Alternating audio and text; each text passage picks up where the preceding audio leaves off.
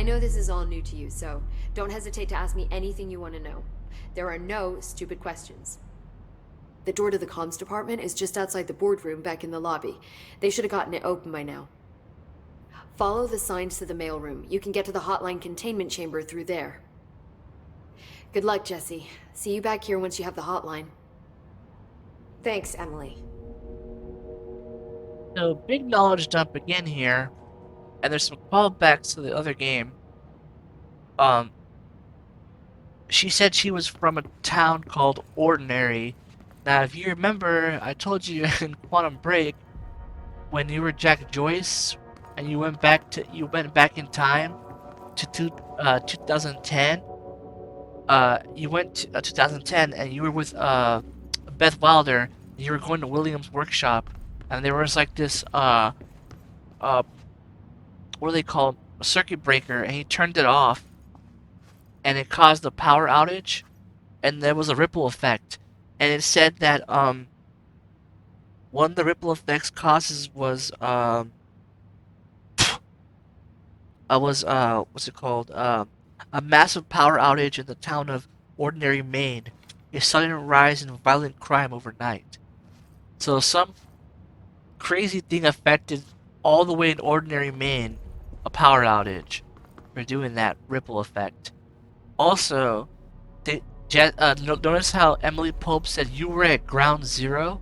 Remember, Ground Zero was the original William Joyce's workshop where the whole thing started when they opened the countermeasure and everything got screwed up. That was called Ground Zero. So there's like little callbacks to the other games, and they kind of like all intertwine and connect. So those are the two clues on that. She also said that they have these things called the HRs Cs. Or is it called HRCs or HR? What are they called? It's right here somewhere. Hang on. Uh, it's called something. The his, the thing on her chest. Those are very similar to the devices in Quantum Break that were protecting the Monarch security from the shifters. Well, these things are protecting them from, I guess, the hiss or any other kind of stuff. Well, the hiss mostly. Yeah, the hiss. So it's like they have similar technology to Monarch, where that stuff on their chest protects them from the hiss, whereas in Quantum Break, the other those things protect them from the shifters, which is also interesting. Let's get this little asset here. Let's see what it is. Don't need that. Got a better one. Well, no, actually, it's. I can use this one. So I get another slot. Let's see what the collectible said.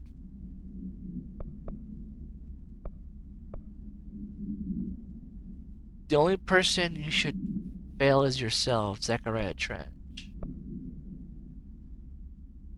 What else here is new? Oh, this one, the Hiss Agent. Okay, so it says, Emily Pope, directed by Jesse Faden. So, like, with her experience fighting these things now, Emily Pope has put up a whole, like, report on them. The hiss manifests in human hosts in numerous ways. The most common and least intense form is seen in many corrupted agents floating throughout the Bureau. The hiss agents have maintained their human appearance, undergoing no obvious physical transformation, unlike those guards who looked like they're like freaking gold crypt keepers. The most notable distinction from an unaffected human is the fact that they levitate, pretty much. These hiss have displayed no aggressive behavior. They only seem interested in vocalizing the strange incantation ad what the hell. Pretty much the only purpose of these type of hiss, is to float in the air and chant all that crazy shit that you hear in the old house. All those voices. Perhaps these vessels are only meant to propagate the hiss corruption, like spores or a Wi-Fi booster, or their cocoons preparing to enter their next stage of evolution. When attacked, his agents disappear, perhaps entering a state of invisibility or undergoing a transformation into a pure resonant form. Research is ongoing. Yeah, so maybe Emily's like hypothesizing maybe their whole purpose is to chant out shit just to like boost the signal of the hiss for more corruption. Okay, so there's that. And then let's ask her some more questions. Also there's oh, we're getting another texture drop. These texture drops are annoying, man. There it goes, it fixed itself.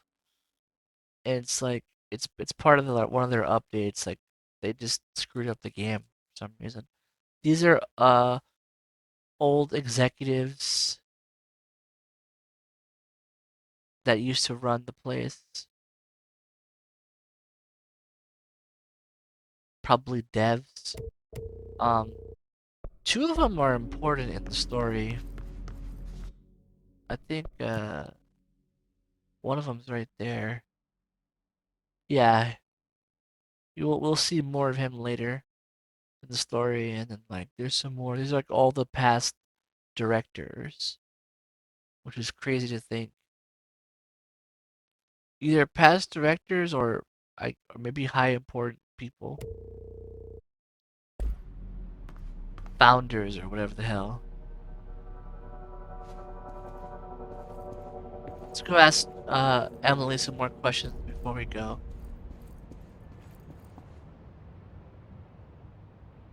The hotline should be in the communications department. Let's ask her. Oh yeah, the HRAs. That's what they're called. The Hedron Resonance Amplifiers. Let's ask her the most important question of all. The oldest house. I think that's a more important question than the hiss right now. You mentioned the oldest house. What is it? This building, the bureau headquarters, the oldest house, is a shifting place. You've seen it. It transcends its physical limits. I've been to New York a few times. How didn't I notice this place? It's an attribute of the building. This is a place of power. The oldest house doesn't like attention, so unless you're purposely trying to find it, you don't, which is perfect for us. The work we do here is essential, but unstable. The Bureau prefers not to be noticed. And we need strong walls to make sure nothing gets out. So without you, I never would have found the front door. Okay. Whoever she's talking to, whether it's herself or someone else, she's pretty much acknowledging the fact that the person she's talking to in her head helped her find this building. Okay, now let's talk about Director Trench. This Trench guy. I keep hearing him in my head. Is he a ghost? Haunting me? I doubt we're talking about a ghost in the traditional sense, but an echo maybe. See, if he was killed by the service weapon, your gun, maybe it's his final thoughts recorded by the bullet in his brain, like a deep space probe sending back data. But that's just a hypothesis on my part. I'd need the gun to research it. But you better hold on to that given the circumstances. I think I will. Yeah. Yeah, because right now the gun's attached to her, so like if Emily were to try to grab it, it'd probably kill her. So she can't research it like she wants to. Remember, only the director can wield the service weapon, which is Jesse now. Now let's talk about objects of power. Can you tell me what an object of power is exactly? This is all, well, new to me. Don't worry, I love going over the basics. So, objects of power are mundane objects that house paranatural energies and have developed a link to the astral plane and can thus be controlled, which is what differentiates them from altered items, which are still housings of paranatural forces, but are more volatile and cannot be bound in the pure utilitarian sense. Got it? Did she memorize this?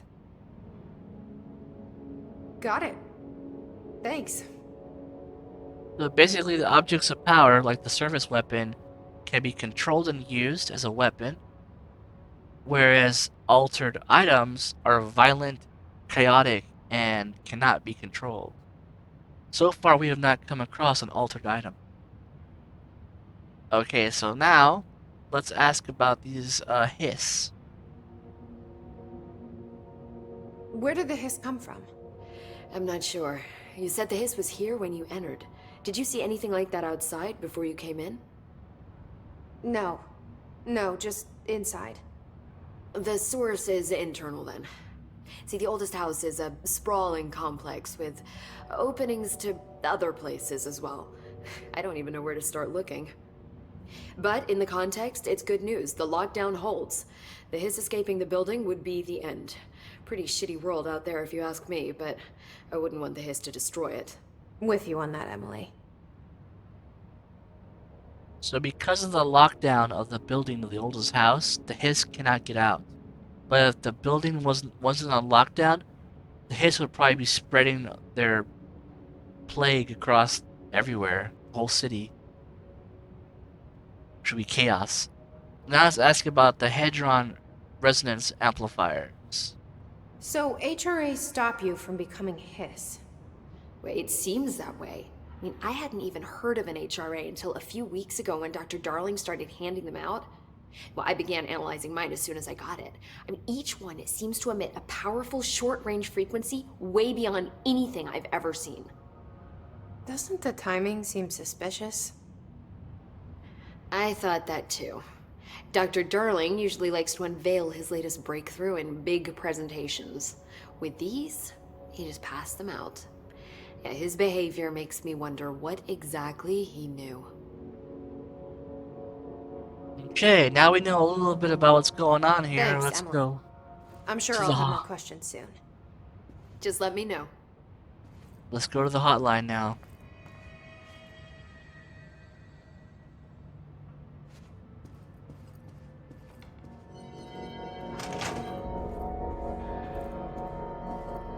This is Central Executive. And we're right. This is the boardroom. So this is the boardroom. And we're in Central Executive. And that's the giant map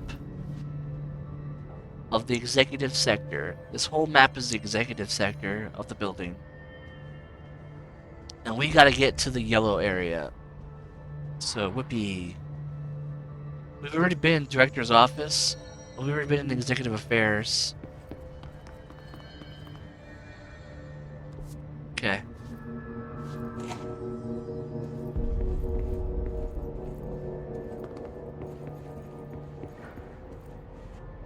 Been there, ready? Oh yeah, let's get some upgrades first. Oh, we can't. Not yet. There's outfits, but I don't want to try them on right now. Not yet. I want to keep rocking the default outfit. Also, I used a mod, so like, she didn't get a silver jacket in the game, which was so cool. Her jacket's actually black, but I wanted to put it silver because it looks so cool. I wanted it blue, but I couldn't get it blue. I got it silver. Okay. Let's, where should we go first? Let's actually go over here.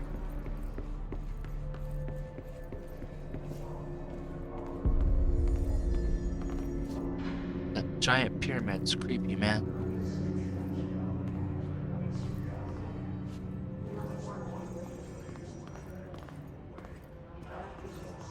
Do we have level 1 clearance yet? I don't think so. Not yet. So we can't go into this door yet. This trench again. Oh, texture filtering. This area is so bad with that. I don't know why. just is. It's not gonna fix itself. Not yet.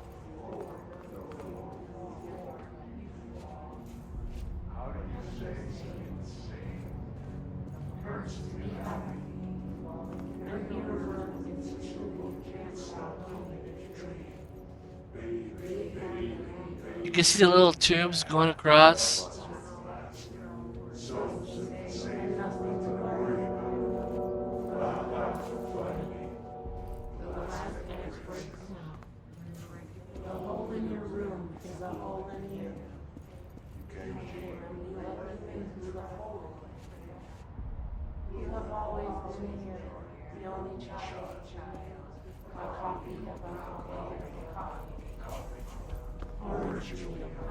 I think this is where we came from. Yeah.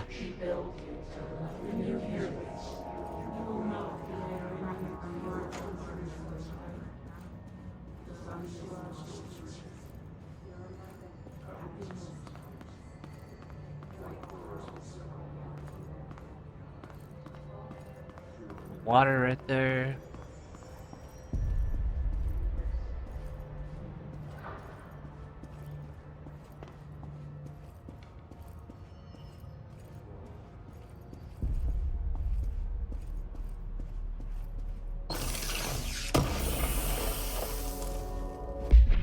What do we get? Oh. Another one of these. I don't need it. Got a better one right here. This crazy machinery.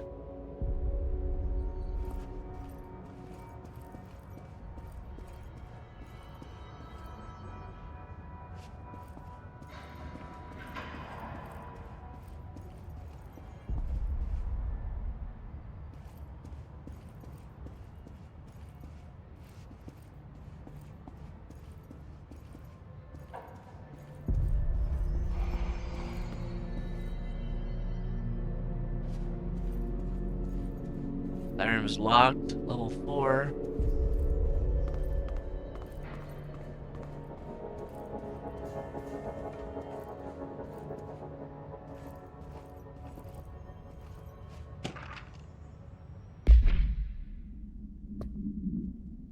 Okay, compiled by Dr. Carla Bank something to Dr. Hubert, research specialist.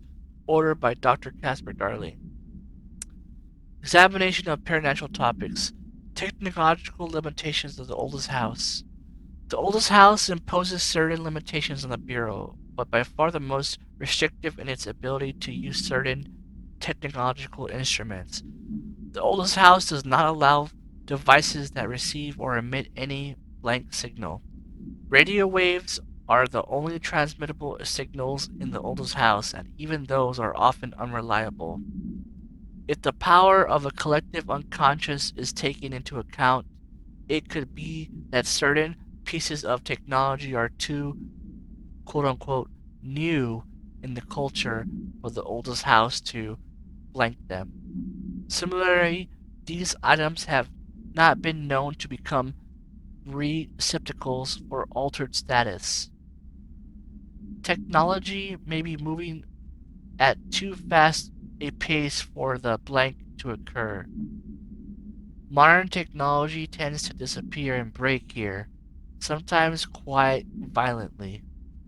Agents have been injured by cell phones exploding in their pockets while entering the oldest house. So pretty much it's saying the oldest house rejects all kind of new technology. It'll destroy it. It'll blow it up.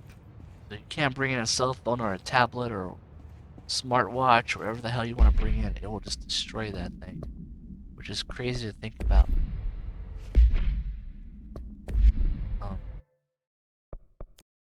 Trying to see if I can fix this texture popping, but it's not gonna fix, is it?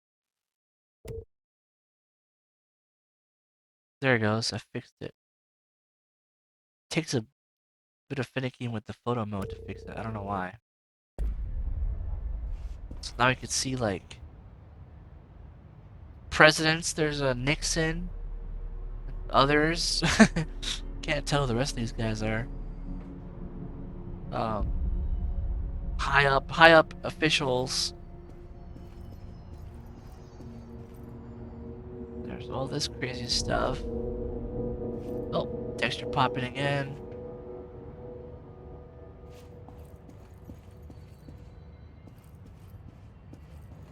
It's crazy because it wasn't like this when I played the game like a year ago. They definitely screwed up this patch. This latest patch that came out screwed up the textures.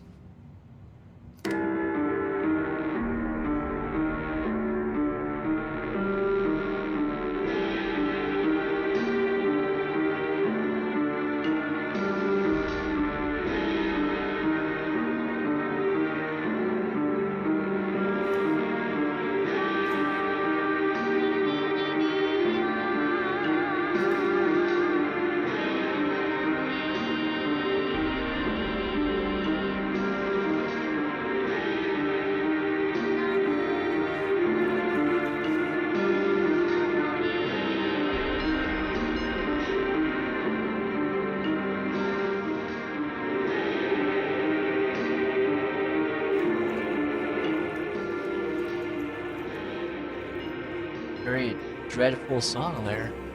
Eerie as hell.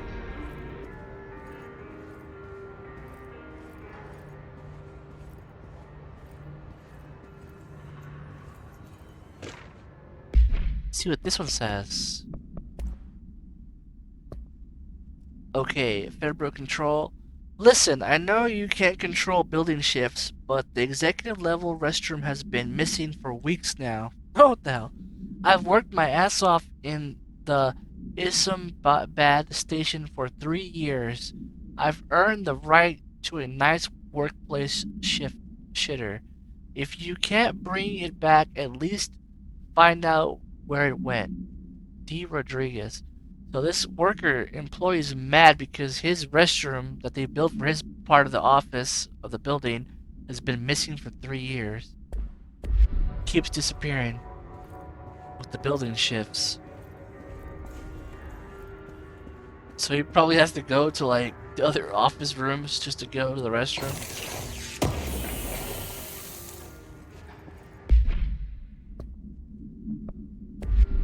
Pick anything important there.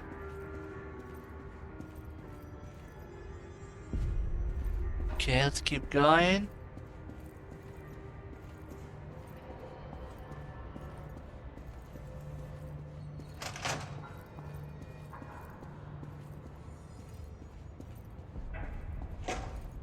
Or texture popping. See if we can fix it. There we go, I fixed it. I don't know what it is, but the photo mode just fixes it. More of that trail. Oregon Trail, I don't know what you want to call it, like, you know, it's the Great American West. It's like cowboys. Pretty weird.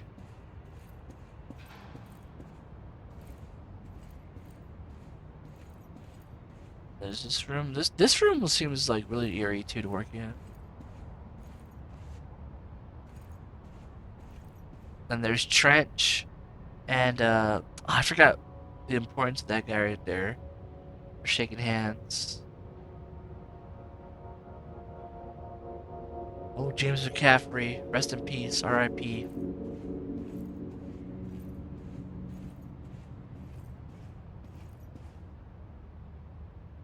That same board of equations. Not much else here.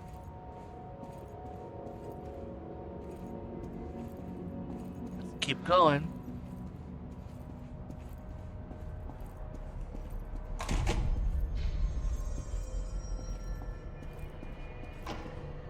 See this room right here. I think it has one more file, I think. Oh, it's got that thing. Then we could go actually go to the hotline.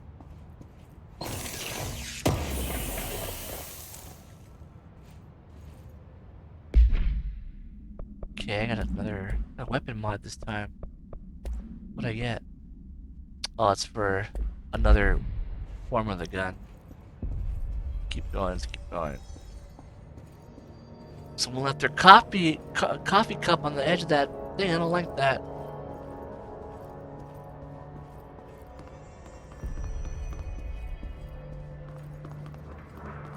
We did the whole 360 around the top of the building.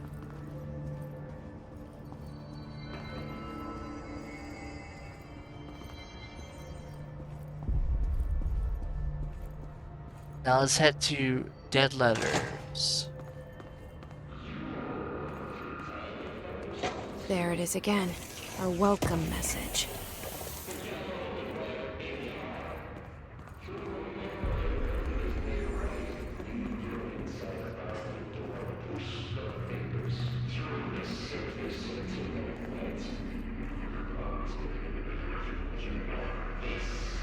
Tommasi.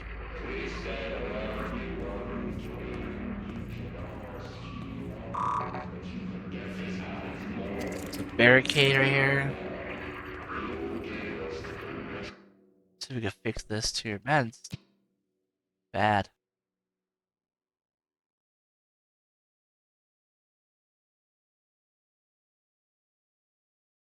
There it goes. It fixed it. So, where are we? Federal control, blah, blah, blah, blah. Director's office, central executive, boardroom, nostalgia department entrance, cafeteria, dead letters, mailroom, hotline chamber. We gotta get to the hotline chamber. That's where I am, right there. Okay.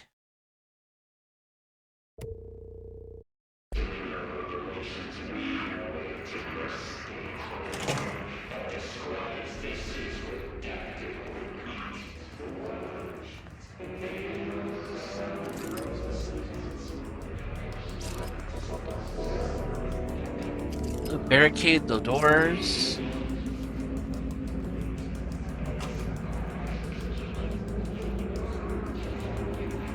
Uh oh, he saw me.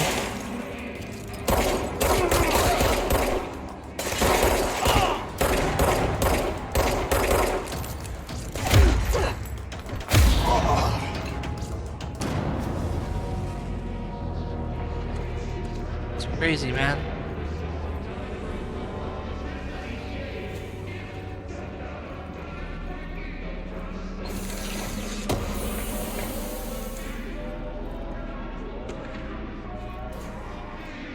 We'll read that file right now.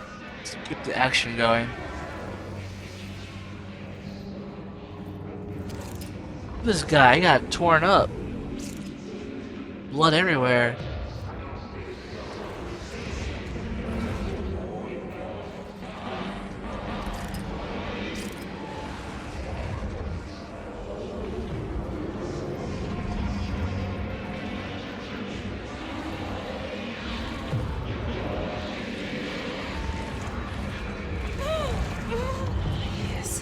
Overpowering here.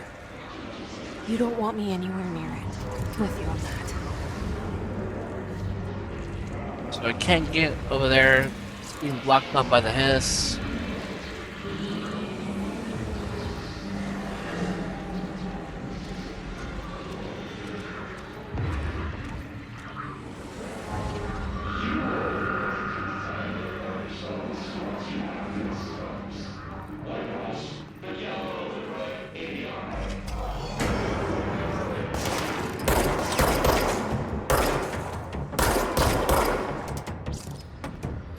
Oh, he's still alive?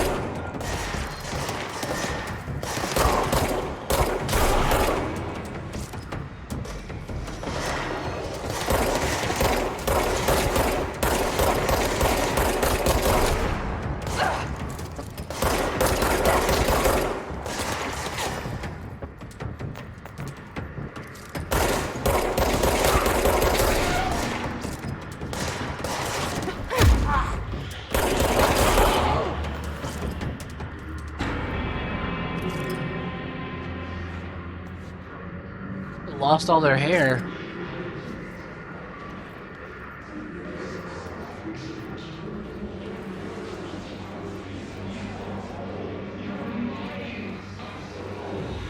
It's the cafeteria. Let's fix that too. That collectible. Oh, we'll keep going. Gotta keep fixing the thing like this.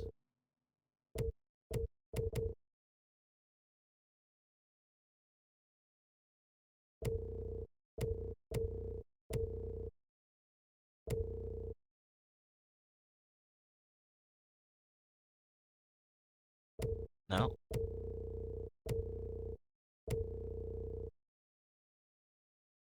Not fixing it. At least not this time.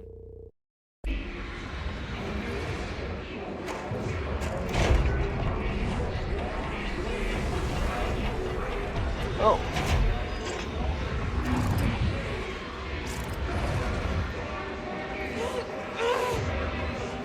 Can't go in there either.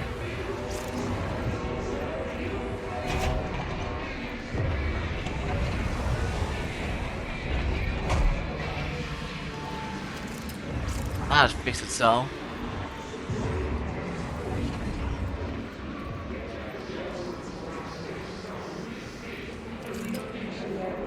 Lunch.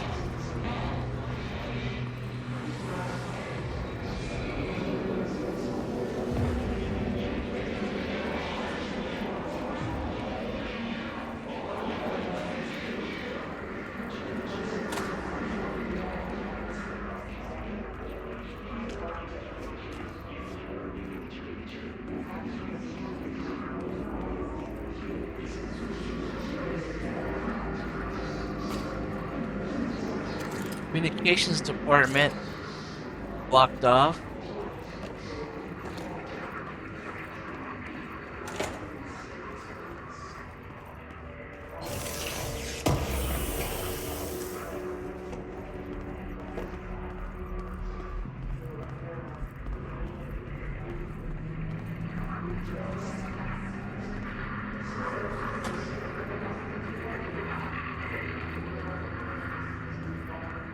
This is blocked off too. Okay, let's see what I got for weapon. Accuracy? I don't need it compared to that. Okay, let's read these records. The Hiss Barrier, okay. Compiled by Emily for Jesse, okay.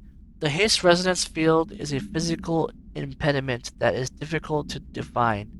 Hiss barriers appear as ways to impede escape or access by Bureau personnel. 2 methods have been discovered for lowering them. 1. Destroying multiple concentrated resonance sources found in the vicinity. 2. Destroying Hiss entities in the area. Basically, they're talking about all that red stuff that I can't get past, those walls, those barriers. I either have to destroy the Hiss or like these concentrated areas of resonance. I'll tell you where they are when I see them. The resonant fields seem to require support for their size and density from other non-connected sources of Hiss resonance. Without the ability to draw from these sources, the barrier will fall. Yeah, so you gotta break those barriers, little areas, to knock down whatever area it's stopping you from getting to. Does an inactive structure made of Hiss resonance qualify as a conscious being? Does the distinction make any difference when considering the Hiss? What does the very act of building walls to prevent our movement tell us about the Hiss? So let me read that again. What does the very act of building walls to prevent our movement tell us about the Hiss?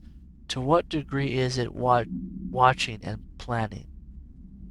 So it's like the house is trying to protect itself from the Hiss by shifting around as well. And stopping the people from going toward those areas. Case files. Havana. Okay, so Havana. The date is 9/23/2017. Havana, Cuba. So this took place in Cuba in 2017.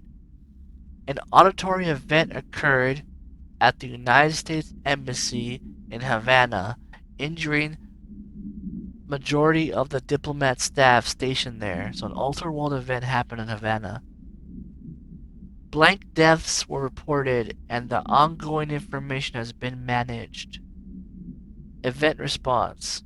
Bureau agents arrived at the embassy on the same day as the event was reported through the federal channels, but were too late to witness the altered world event, which is reported to have been blank. Staff experienced sudden, intense vibration and noise, accompanied by an intense pressure in the ears. This lasted for blank minutes. No visual phenomenon was witnessed. The scene was condoned? I don't know what that means. Off, and the embassy staff were transported to the continental U.S. So basically, some like crazy noise vibration happened in people's ears. After Formula 1.9 was recited in the vicinity, a single cowboy boot began to vibrate, identifying it as an altered item.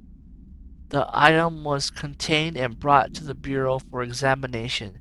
See case file A185 for details. So this altered world event that happened in Savannah, Cuba, and the crazy freaking noise that happened in people's heads that pushed everybody away. What they found in the end was a single cowboy boot that was vibrating. So they brought it here to the Bureau, and they're considering this boot to be an altered item. Now, if you remember what Emily Pope said, altered items are not like objects of power. Objects of power can be wielded and used as a weapon or device or whatever by the person wielding it. But an altered item cannot be controlled. It's crazy, it's chaotic, and it causes problems. And in this case, it turned into a cowboy boot. And this cowboy boot has the power to make sudden vibrations and noise in people's ears and pressure. So it's somewhere here in the building now, being contained, this cowboy boot. Which is crazy. Okay, so now let's read this other one. There's two more to read. Travel cost, week 83 report, summary.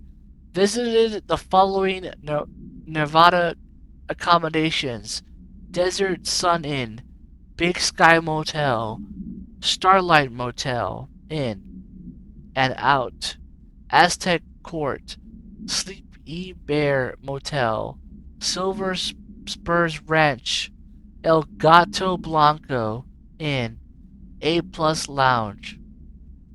So these are all the hotels and lounges that the Bureau agents were staying in during their investigations in Nevada. Expenditures: accommodation $831, meals $714, gasoline almost $300, a mini bar they were drinking $300.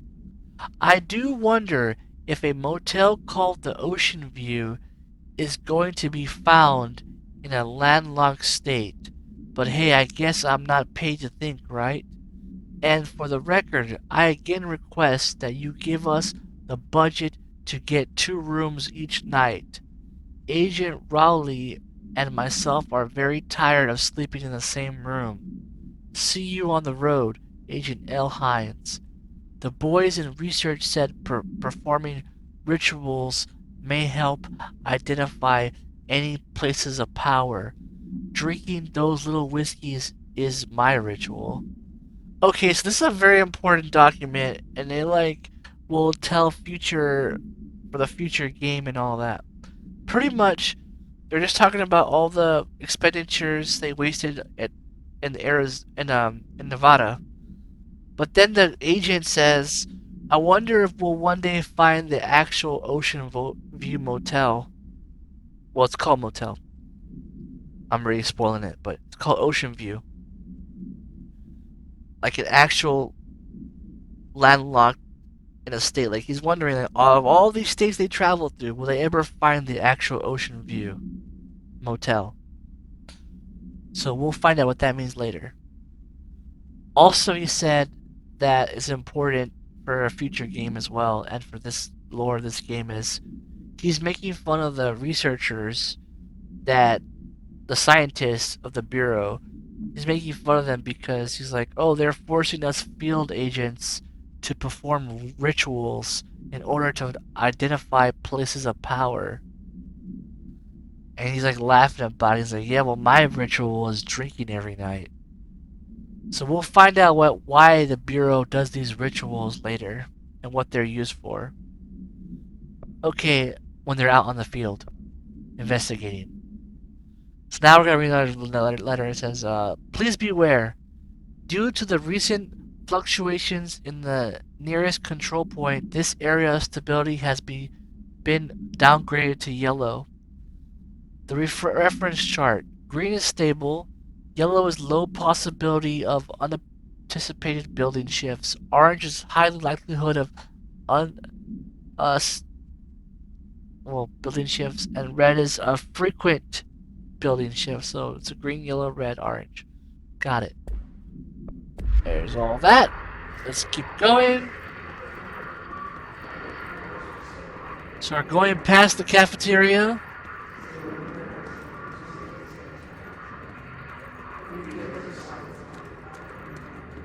Is there a file over here? Oh.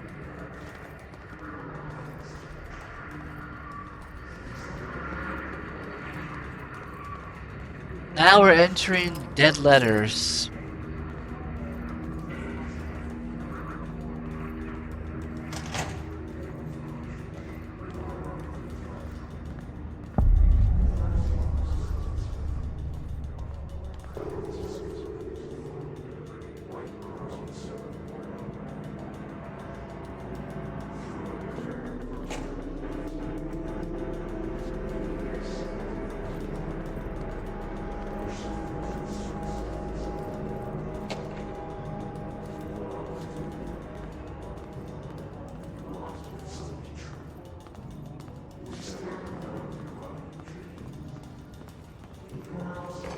I can't see where I'm going.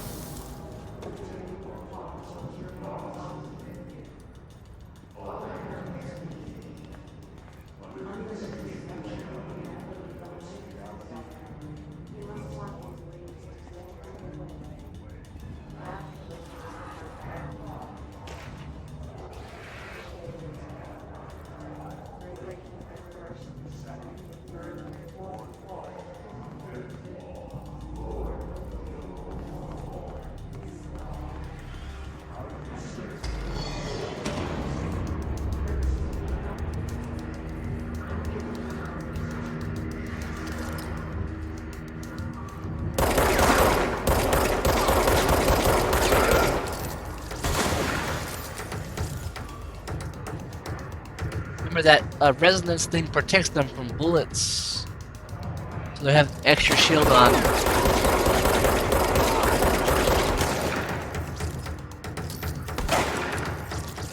That shotgun. Oh shit! I'm hurt. Gotta heal.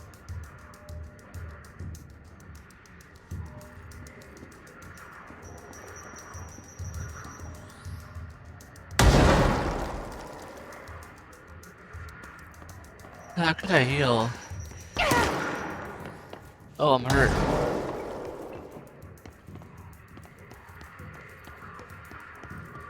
There was health over here somewhere, right?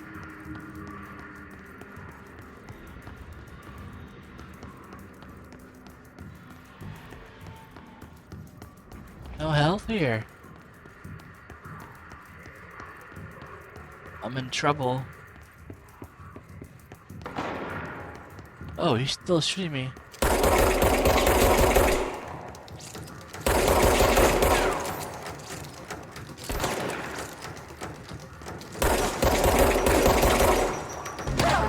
Oh, I knew I was gonna die. I just couldn't.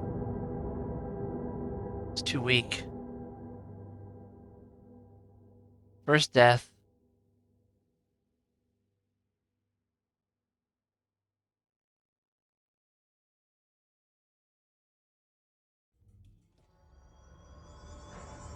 I'm all back over here.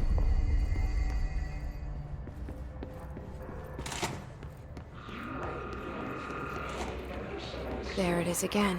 Our welcome message.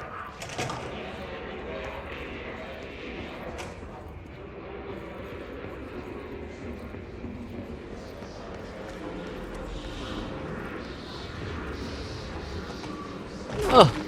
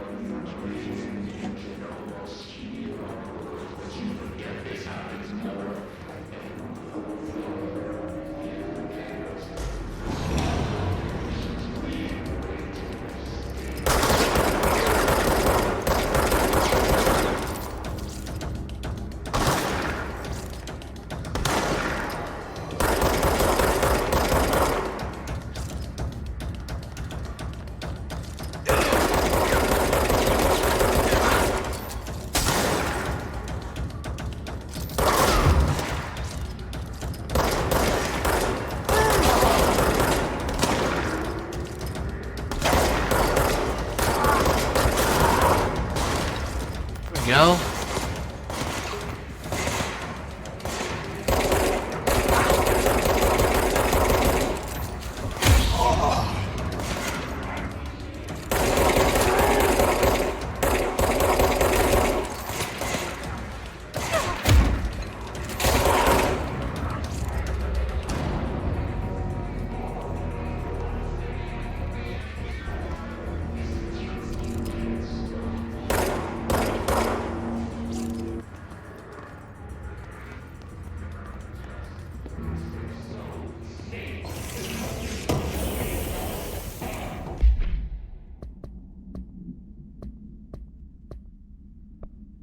Nothing? No,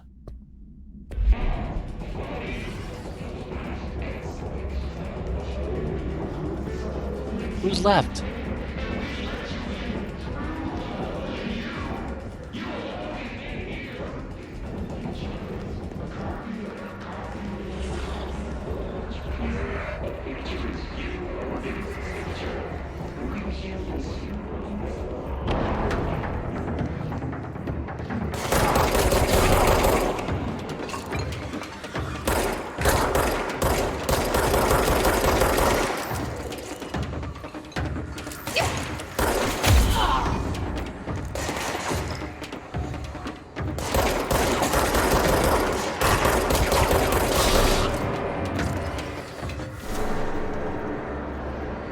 They got them all. Time to cleanse this area.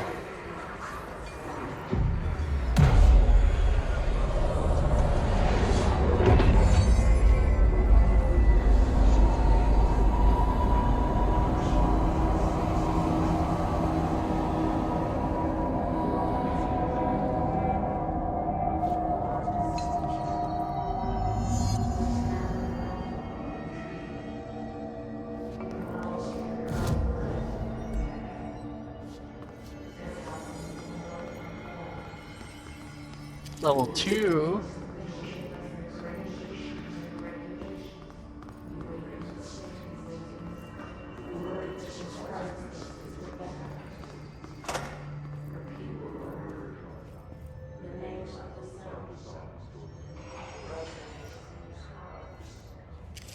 Okay, check this out.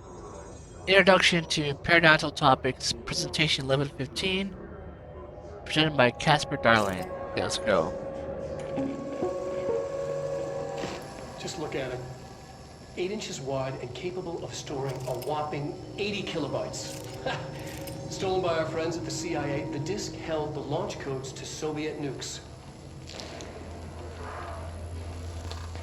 This is not the disk, of course, but one exactly like it. A perfect fusion of concepts vibrating in the Cold War era collective. Let's watch it in real time. Okay, so now we're gonna learn about the floppy disk. Here we go. Just look at it. 8 inches wide and capable of storing a whopping 80 kilobytes. Stolen by our friends at the CIA, the disk held the launch codes to Soviet nukes. This is not the disk, of course, but one exactly like it. A perfect fusion of concepts vibrating in the Cold War era collective unconscious. A receptacle. It is a receptacle for dangerous energies to hone in on. And they did. We don't have the details, but when things started flying around the disk, it was transferred to us. It's an object of power. OOP. Oops. Oh, and it can launch things telekinetically through the air. To date, we've launched maybe 3 dozen pencils. And once, we even launched a cup.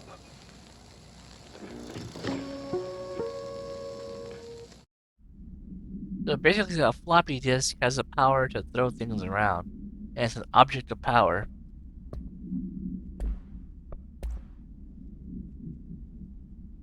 Okay, let's read what this says.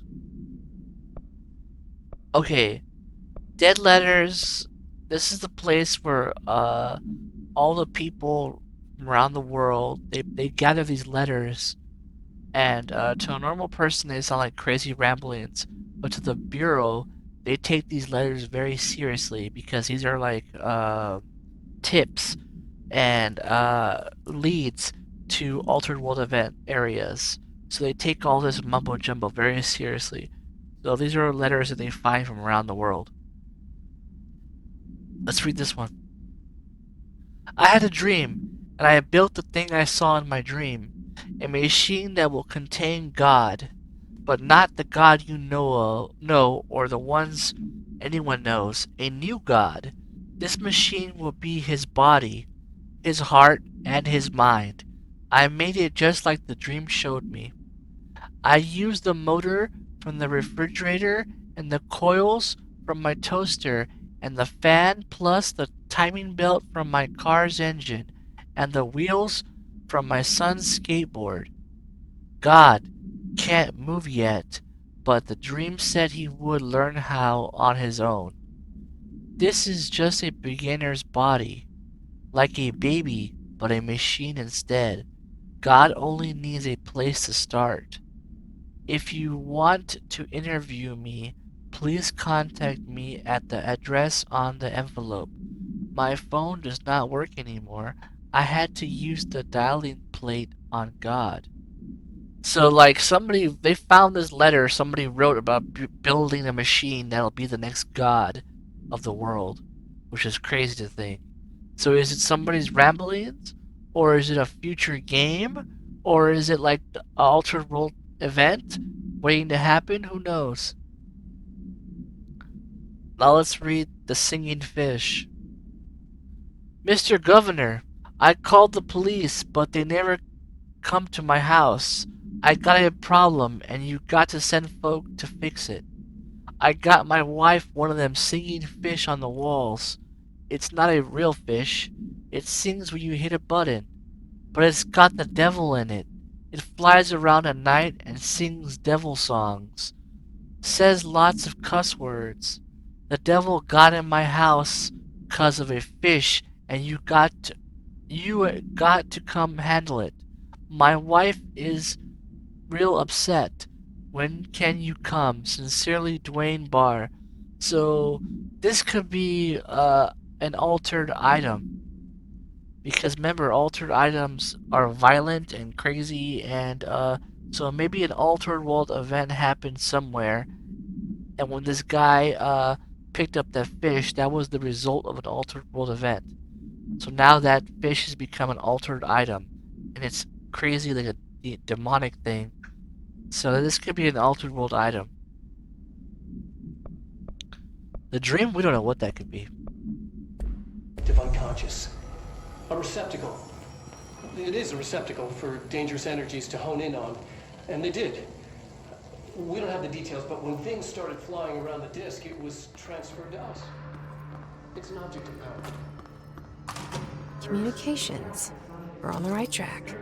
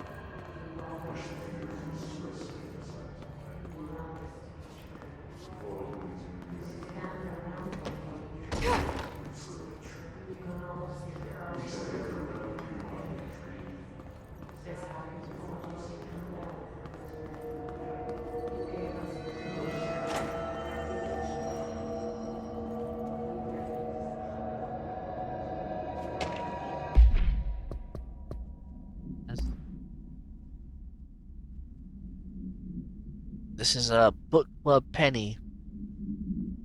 Hello, avid readers. The Bureau Book Bunch will convey at its usual spot in the corner table at the cafeteria at 5 p.m. on Tuesday. Currently discussing Unless You by J.D. Brooks. Everyone should get their reviews to me by Monday before lunch, so I can generate some conversation starters before the meeting. Happy reading, Penny Bartwell. So this lady organizes a book club in the Bureau to pass the time, I guess.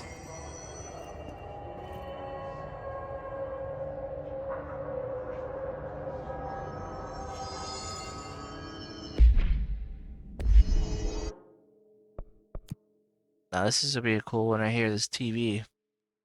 The Threshold Kids. Let's see what this is about.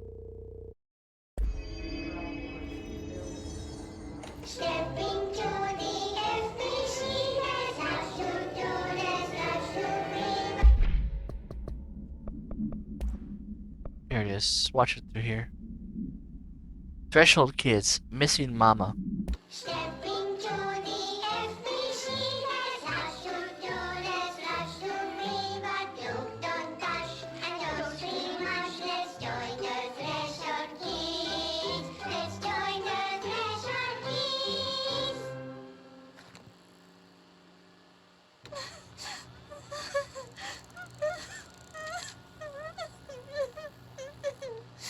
Hey, Meg!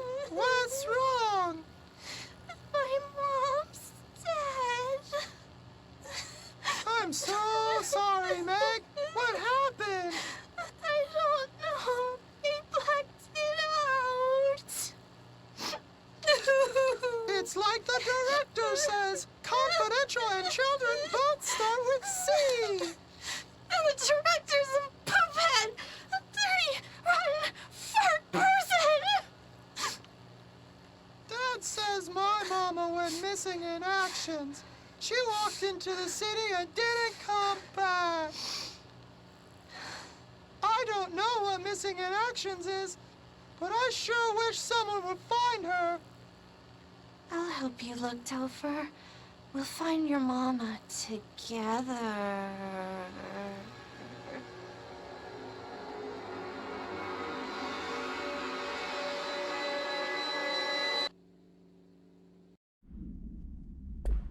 The hell is that about? But look, don't touch, and don't scream much. Let's join the Threshold Kids. Let's join the Threshold Kids.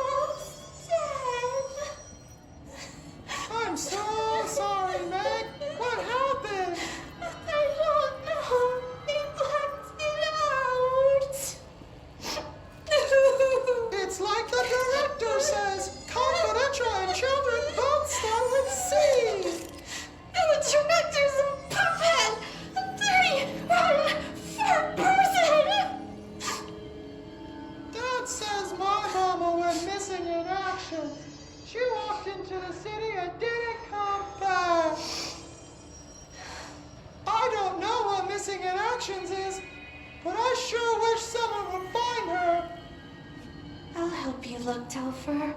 We'll find your mama together.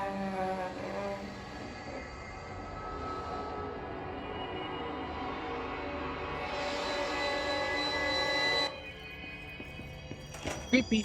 Had to watch it twice.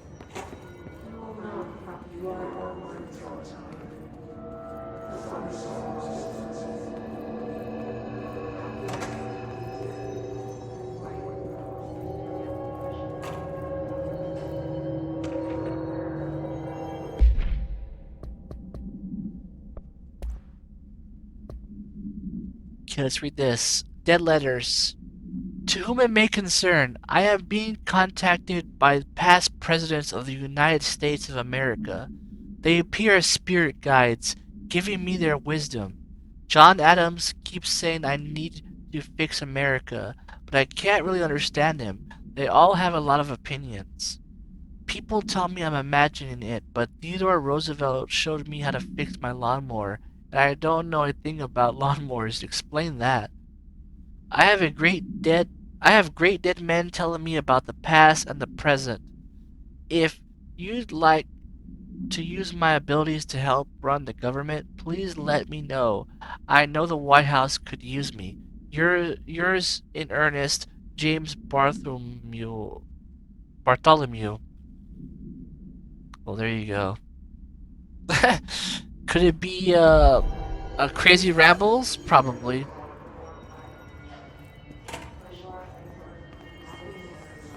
Or could it be echoes? Maybe he's experiencing the echo. Anyways, let's keep going. We're almost done here.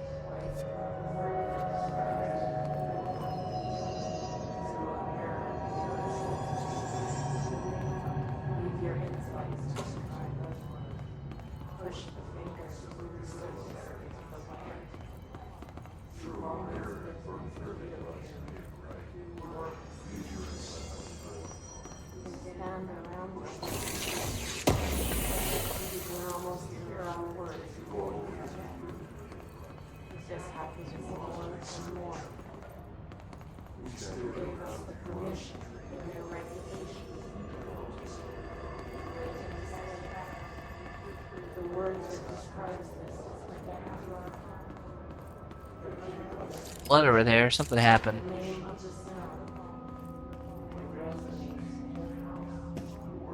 Toilet paper always falls, man.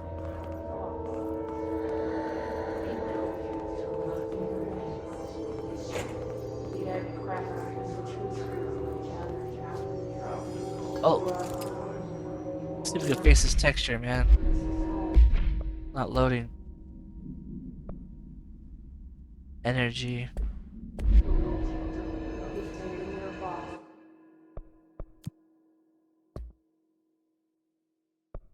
There we go, just fixed it. Welcome to the comms department. We are here to help. If you have any questions, please ask one of our friendly staff. He looks very friendly indeed.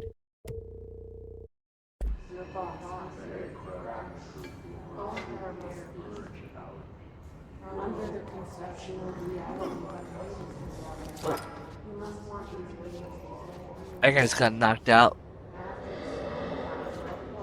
Oh yeah, there's that box up there. Gotta get it later.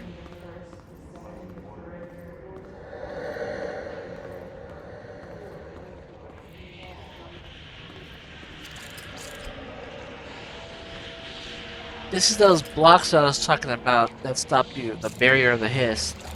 Stop me from going to the mail room. This guy got knocked out.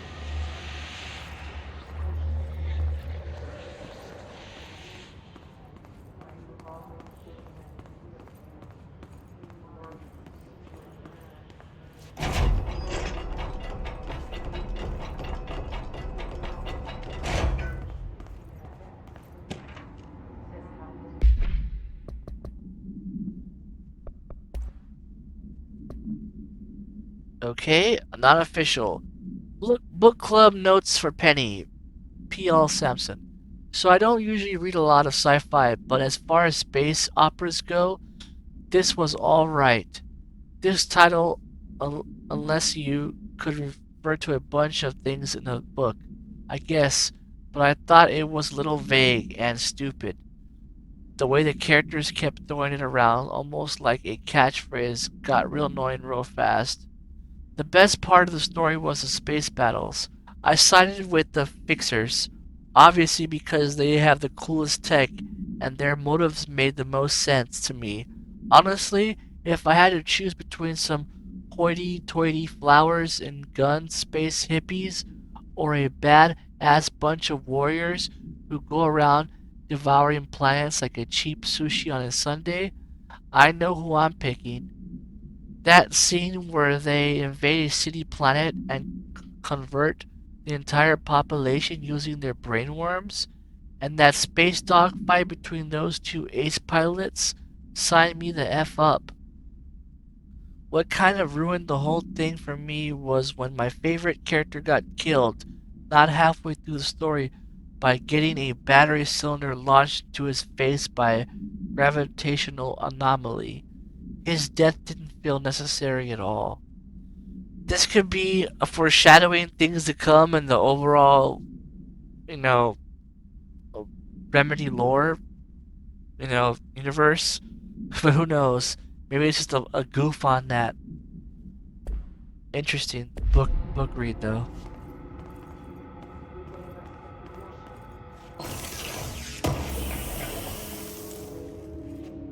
Okay. Keep going, keep going.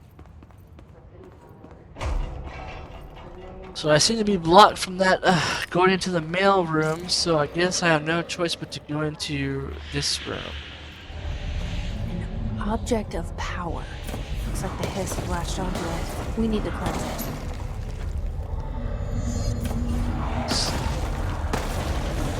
Okay, things tossed at me here by the hiss. They attach to an object of power. So I gotta get in there.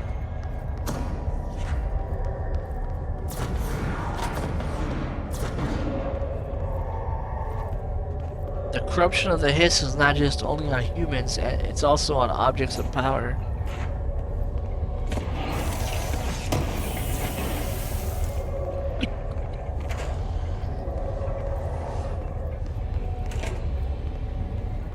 Can you imagine if the hiss got control of the service weapon? It'd be probably game over. Oh, it hit me. Level 1. Still locked out of that one.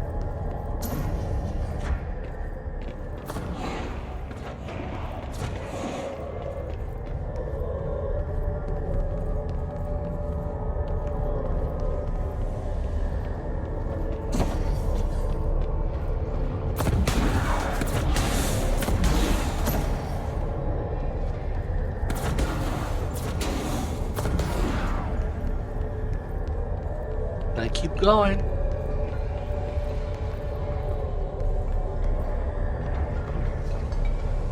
It's the floppy disk. You can see it moving around. The hiss got control of it, so it's going all chaotic and trying to kill me or anybody near it.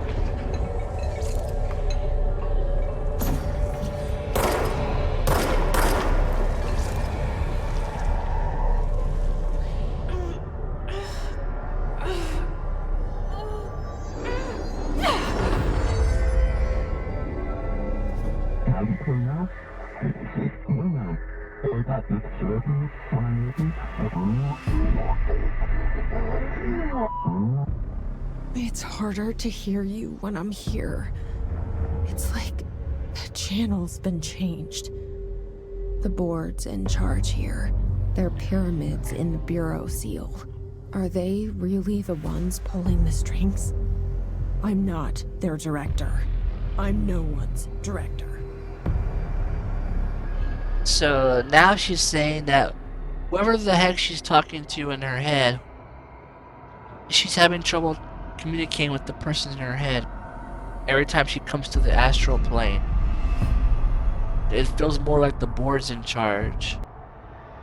And the board is saying, you have touched the floppy disk, so now you have to prove yourself in order to wield it. And if you don't, you'll be killed. So now she's back in the astral plane, she gotta prove herself to the floppy disk. Which sounds really weird.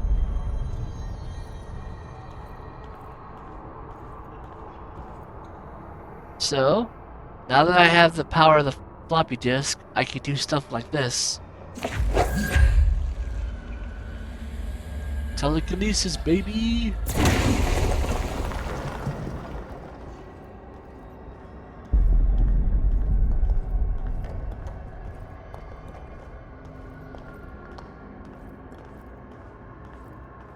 I just shattered the walls.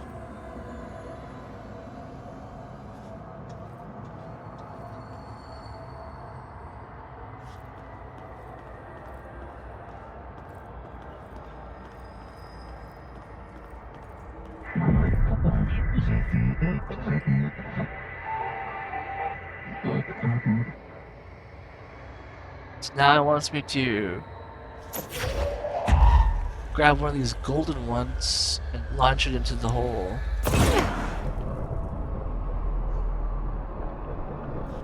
And now the path is forward.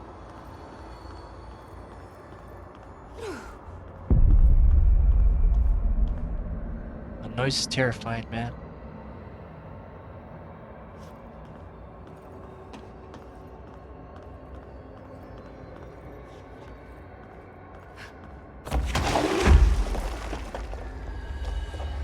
Launch him out. Look at that. That's terrifying.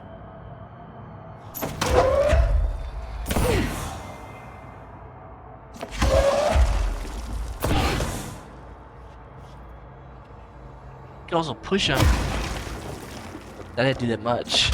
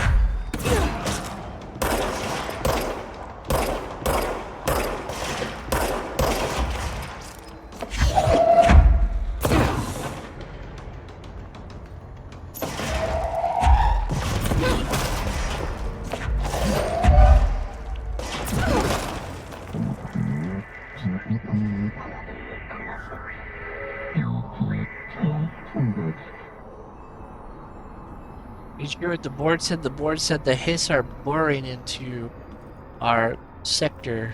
You must stop them. So the board does not want the hiss anywhere near them.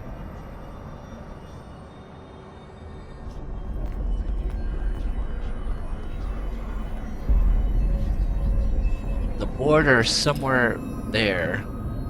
Wherever the hell that pyramid is.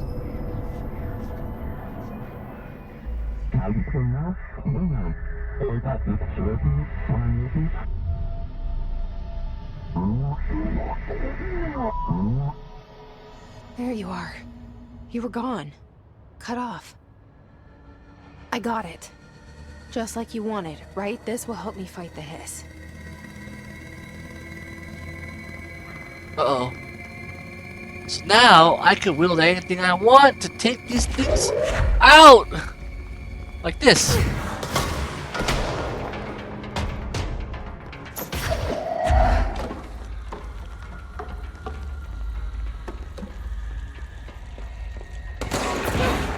Oh, I missed.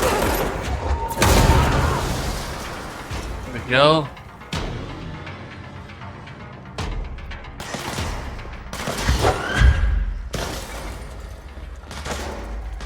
Where are you, pal?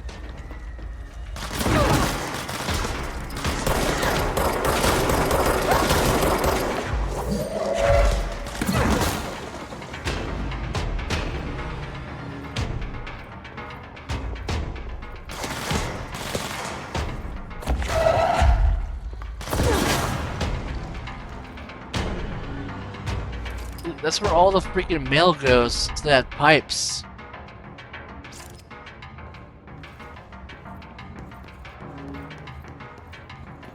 Oh! The heck were you going, pal?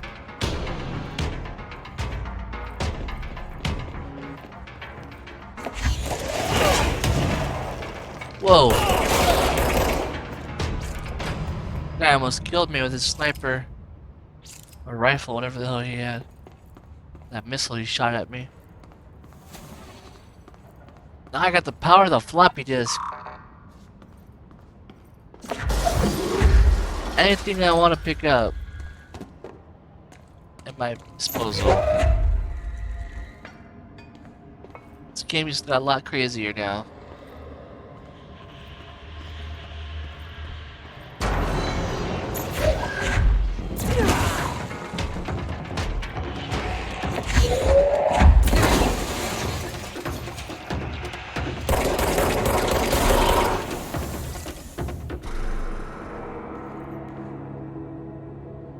I have access to the mailroom.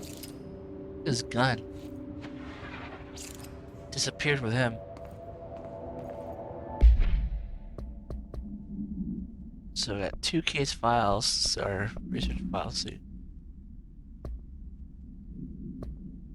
His demolition expert and his ranger. Let's read them both. From Emily Pope to Jesse Faden. The demolition. Okay, the Bureau only allows certain high-trained individuals to handle volatile materials and weaponry. Our demolition experts are instructed in the use of explosives in dimensions with district physical laws, making them important assets for engineering work as well as combat situations. His demolition experts are the only observed his variations to wield the special built rocket propelled grenade that is designed to identify and track entities once fired, making them a threat whose termination should be prioritized in combat scenarios. I find it remarkable that the Hiss restrict usage of weapons to the Bureau personnel who train specifically for its use. What does this tell us about its behavior? Can it not pass along new information to corrupt entities? Still too many unknowns. So basically, these troopers, Bureau troopers, were special demolition experts, and only they're allowed to use those rocket guns.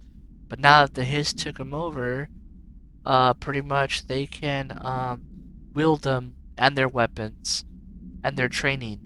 But Emily Pope's like hypothesizing that the Hiss cannot transfer once it takes over an entity like a human, it can't just give all the cognitive skills that human once have to other humans. So that's why it's only bound to use the techniques of the entity it takes over. So let's say like if the Hiss took over a chef and a musician, the Hiss can't teach the chef how to be a musician, and the musician can't teach the chef to be a cook. It can only use the abilities of what the host once knew. So there you go. If that makes any sense. Now let's read about the Rangers. The Rangers are annoying as hell, these guys. Pretty much, the Rangers are the Bureau's well-trained and well-armed expert something forces. They're like the best of the best. The Rangers are the best of the Bureau. The Hiss corrupted counterparts are equally formidable. Prior to corruption, Rangers were trained to use a variety of weapons in order to face any threat found during an altered world event response or threshold exploration, including submachine gun, assault rifle, and automatic shotguns. So here's another knowledge dump right there. Not only did we just learn that the His Rangers are the best of the best, but we also learned that they were put on the field during altered world events and threshold exploration. Now we don't know what threshold explorations is yet in the game. We haven't come across that yet, but that's what that means or says. Okay, so they like use all kinds of tactics to take out their enemies. So they know knowledge of all kinds of weapons. So this makes this type of hiss very dangerous. All right, so then it says Hiss Rangers utilize these weapons as well as advanced tactics taught by the Bureau instructors. Some are additionally outfitted with Bureau-made body armor. Hiss Rangers have no observed paranatural abilities beyond some being projected by shielding of a defense, Hiss Resonance, capable of stopping bullets. So pretty much, these type of Hiss could only use their resonance shield. They can't do any other kind of crazy maneuvers other than their tactics that they've been trained as humans once. Considering the advanced training the Hiss Rangers are capable of applying to their situation, is feasible to consider the human mind still remains intact to some degree. Or is it the Hiss able to tap into this combat training and utilize it? Further observation is required. One thing's for sure, they're annoying to deal with. Okay, so, oh yes, now we're gonna read about the floppy disk. The floppy disk was acquired in 1974, so like the service weapon was found in 1964 along with the old house.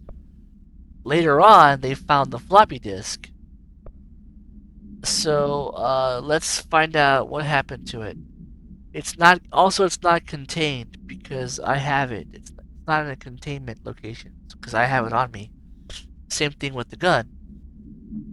These two are not contained in the building. I have both of them. So let's read about the floppy disk. Containment procedure must be contained in a cell with no other loose material. Yeah, because it'll take that loose material and start tossing it around. Description.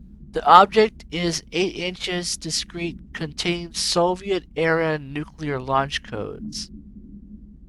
When bound, the object allows paratertilians, whatever the fuck that word is, to technically lift material and throw it at a short distance. See Dr. Darwin's presentation for more information. The object is currently bound to the blank for research purpose. Right now it's bound to me. Okay, background. Stolen from a Soviet military base located in the blank by agents and blank with the CIA. The diskette contained launch codes to missiles believed to be reserved for use against, I guess, America. After being returned to America, the disk began throwing computational hardware at members of the decoding team. Informant in the CIA tipped the Bureau off, and it was requisitioned by the agents the next day. So pretty much, there must have been an altered world event that happened back in the Soviet days in the 70s. And then after that altered world event happened, all that power got sucked into this floppy disk and became an object of power. And when the CIA took it back to America, it started acting crazy and throwing stuff around.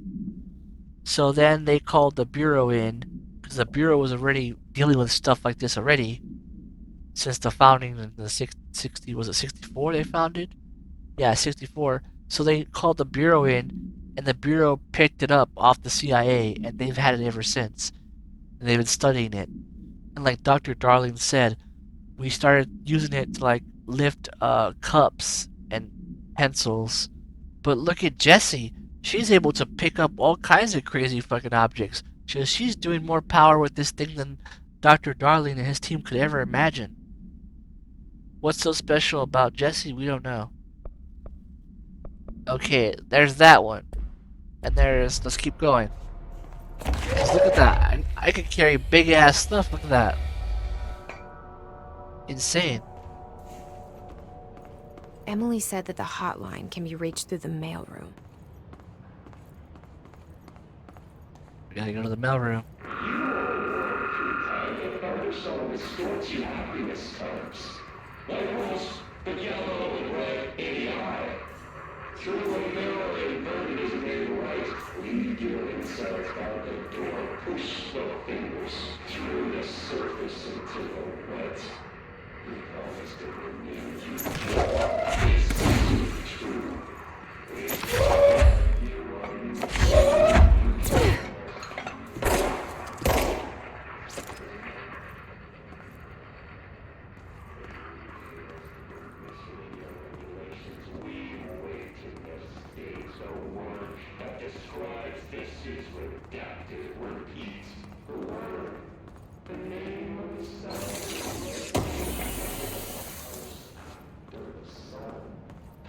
Pretty creepy.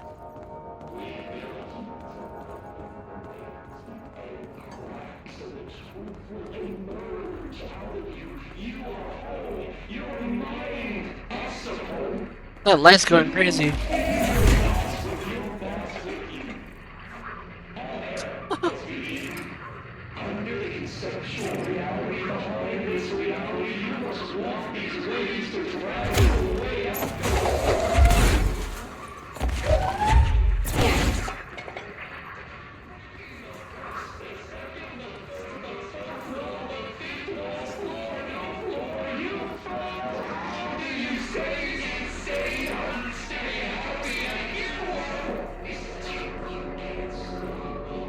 Dropping frames here. What's happening?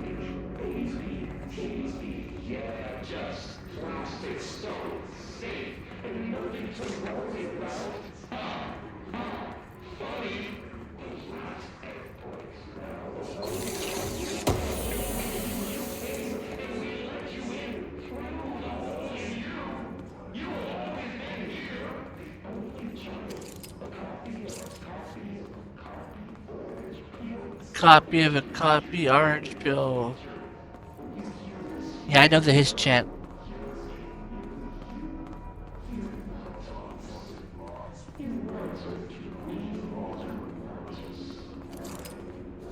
Don't read confidential correspondence. It's not just rude, it's illegal. Those red eyes of anger.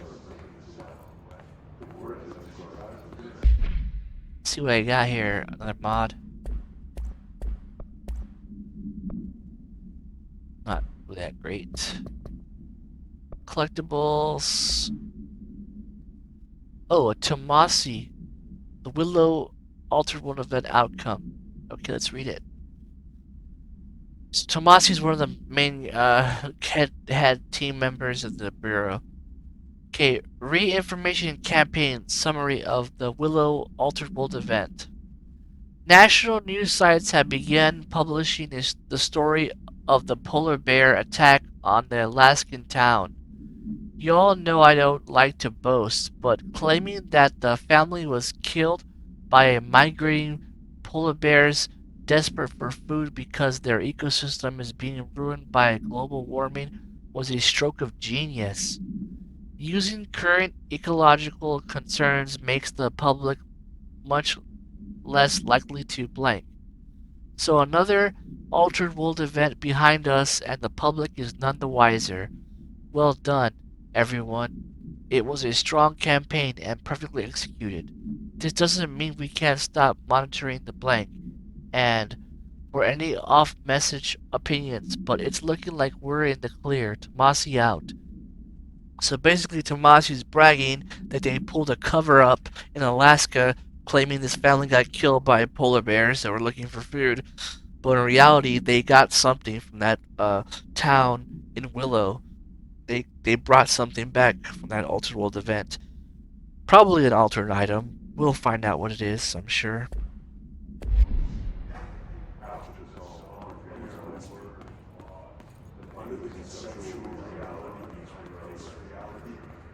Oh yeah, let's see what the mission statement says now. So I completed the oldest house one. She runs the oldest house, director Tench. She picks up the pistol to the body and translocates to the astral plane. The strange board encourages her to bind the gun, an object of power called the service weapon. She succeeds, and the Bureau informs her that she is now the director. Jessie is attacked by the Hiss, a hostile force that has possessed the Bureau agents. She avoids its corruption and rescues a handful of uncorrupted agents, including Emily Pope, who briefs her on the situation. The Hiss has invaded the Bureau and its staff, taking control of anyone who wasn't wearing the HRA, the Hadron Resonance Amplifier, a device capable of protecting against the corruption. So that was the first mission. And now I'm on this mission. Unknown caller. Emily instructs Jessie to find the hotline, an object of power, so the hotline will be now the third object of power, in the form of an old telephone, to understand the message from the dead director trying to communicate with her. They hope he can provide insight into the Hiss invasion. On her way to the hotline, Jessie gains the launch ability by binding the floppy disk, another object of power. So that's where I am right now in the story. Let's keep going.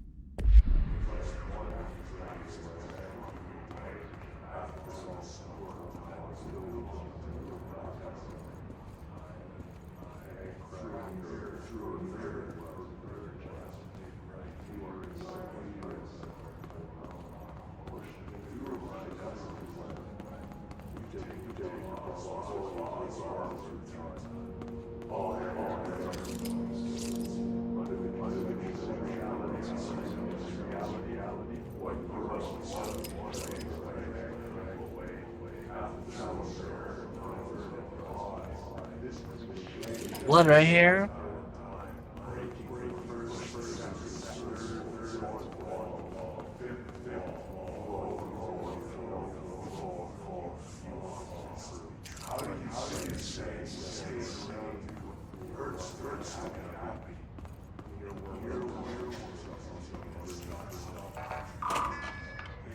Door is open now.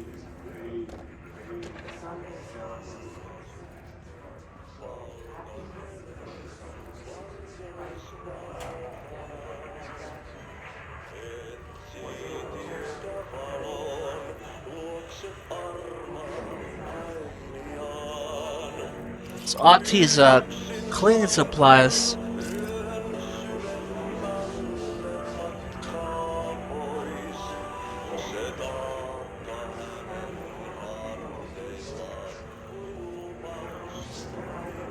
I can't go in there yet.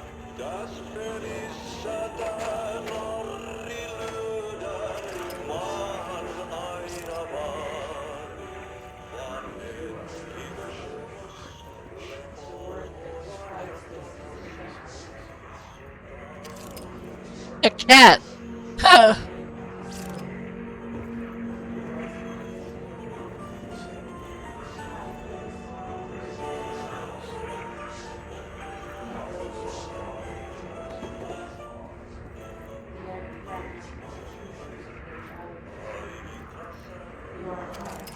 More coffee spills.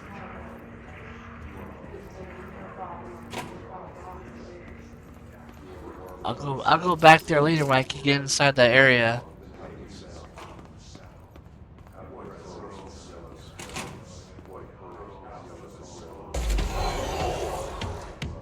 Oh shit. Oh.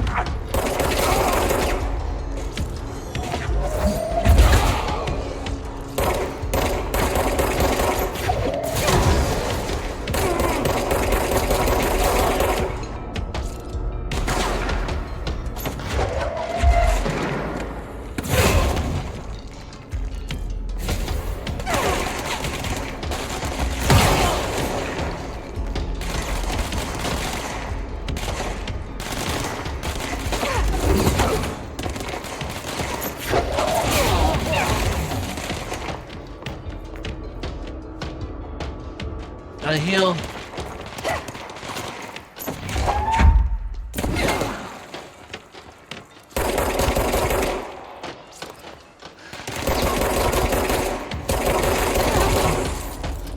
Oh no, I'm gonna die. Yeah, I knew I was gonna die.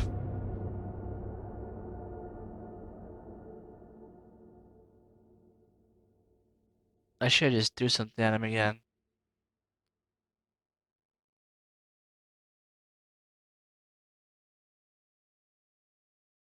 Where am I gonna end up though? That's what I'm scared of. Oh, all the way over here.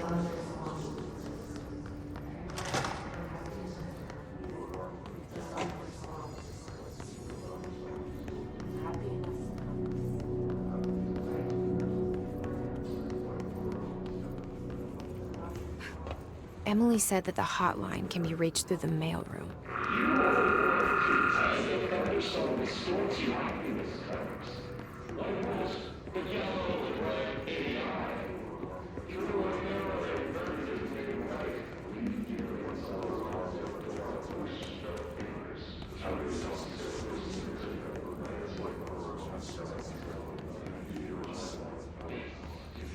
Let's try this again.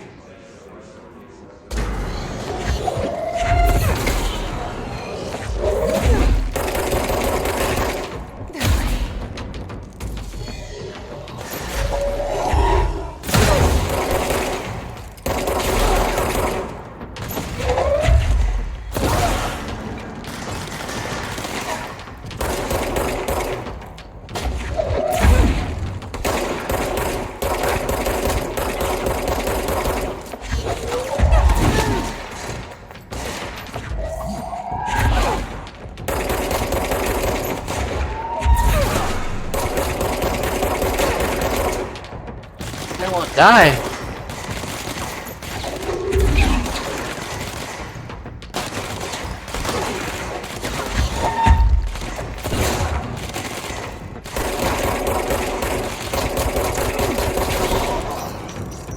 There we go, finally died.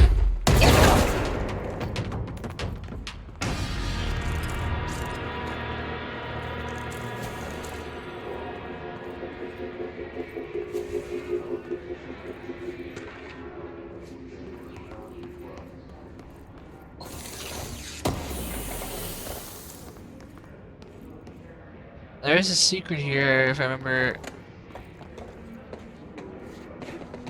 Let's see if I can do it.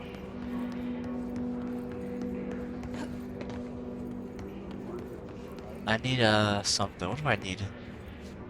This chair might help. There we go. I got a skill point. Secret to get up here.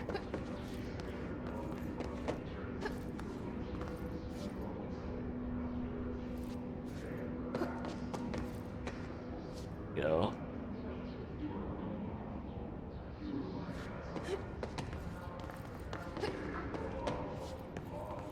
Basically, this room's like the internet. This is the one place they can actually use the internet.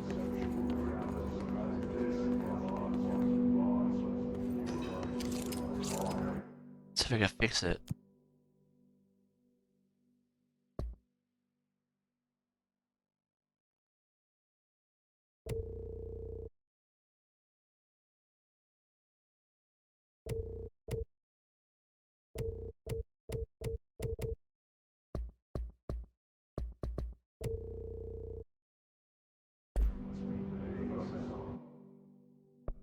Let's read the files real quick.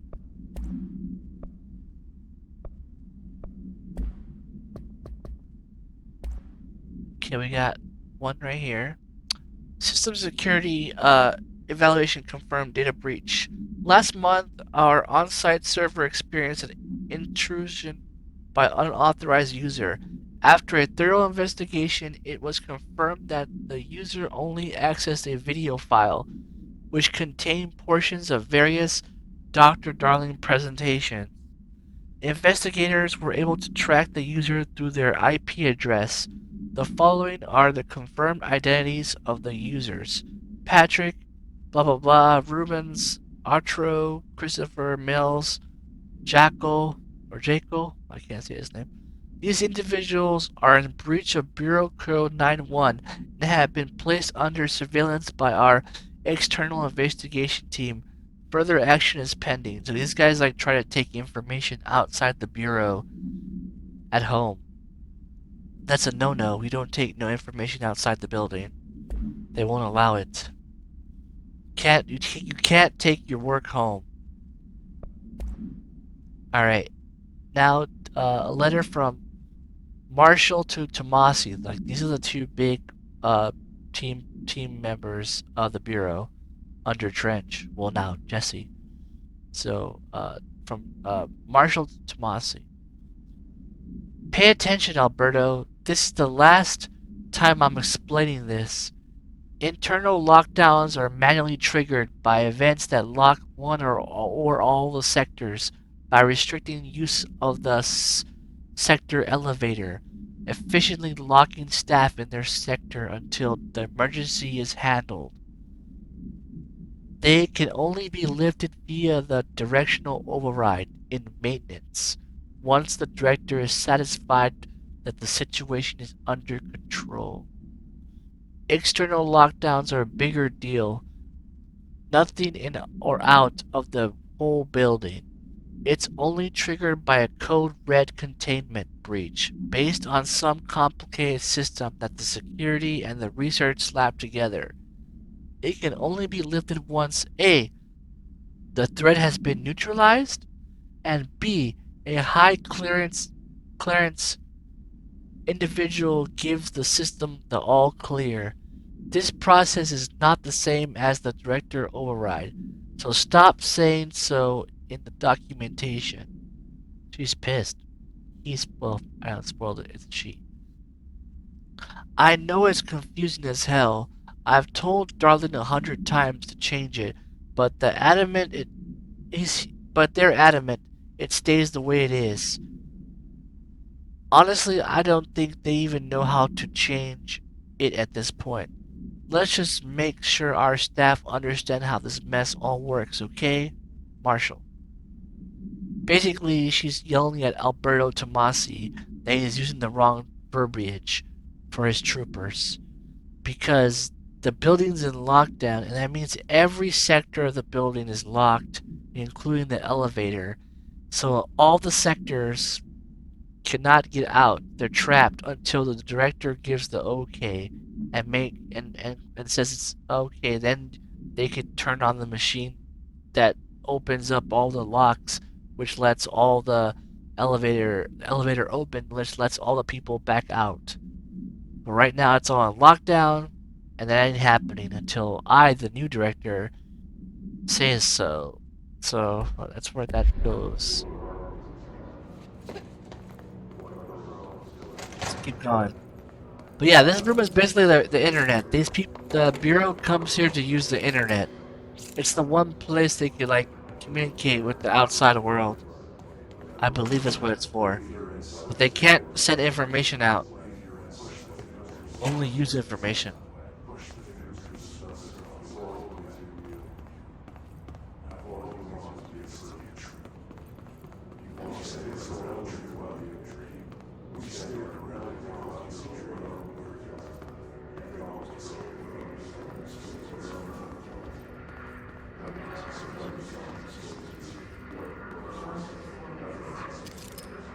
Look at that right there.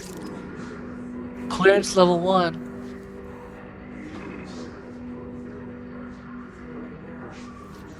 Now I have access to all the doors that say level 1.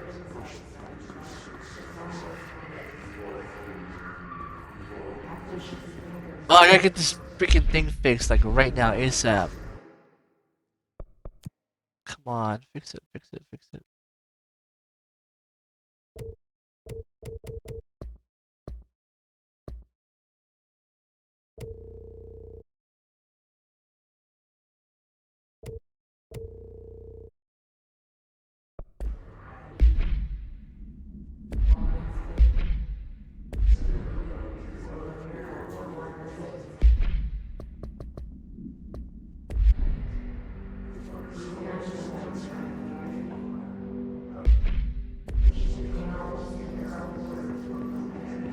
I love this first.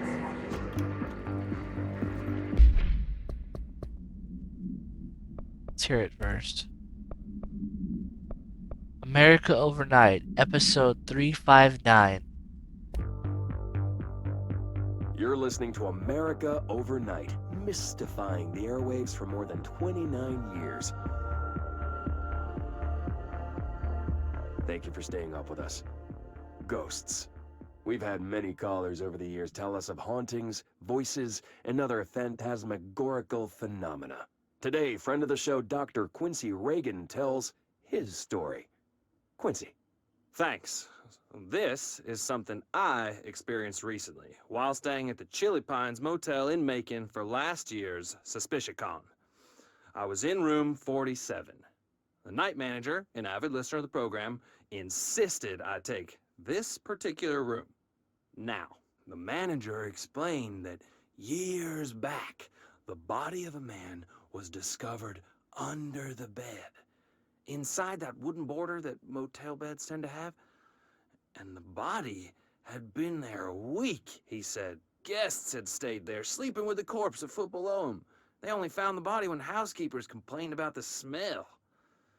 Hauntings have been reported in room 47 ever since. I happily took the room. I fell asleep pretty quick, checking under the bed first, of course. No ghosts visited me, no chilly spots or flickering lights. But when I woke up, I found myself under the bed. It was dark and stiflingly hot. Luckily, I was able to push the mattress off and crawl out before I suffocated. The night manager was kind enough to find me another room. Oh, there you have it, listeners. What we call ghosts take many forms. Quincy was brave enough to tell his story, and I encourage you to keep calling and writing whenever you encounter something strange, something you can't explain. Maybe you're seeing colors that we have no name for. Maybe your toaster is possessed. Remember, dear listeners, when no one else believes you, we do. America Overnight, we'll be right back. It's kind of like a play on, You're listening to America Overnight, mystifying the if you ever airwaves. grew up in, let me get away from this guy real quick. It's kind of a play on if you ever grew up in, the 90s, 2000s, I think they still have it today.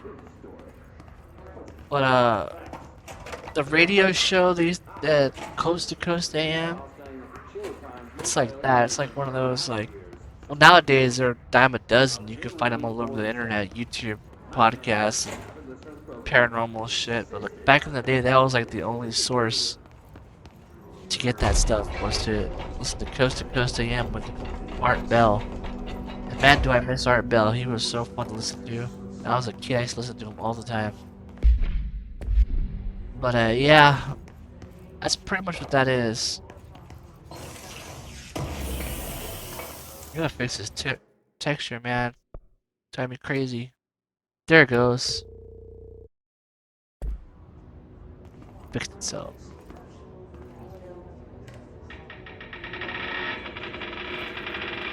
That one fixed itself, but this one didn't.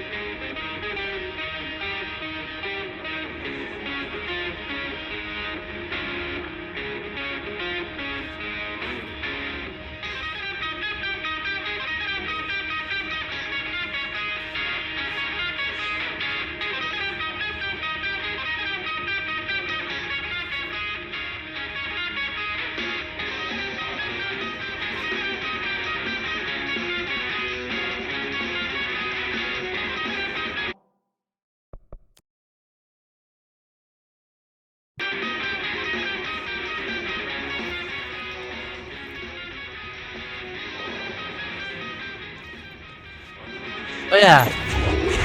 Make this now. Take the music with me. Oh shit.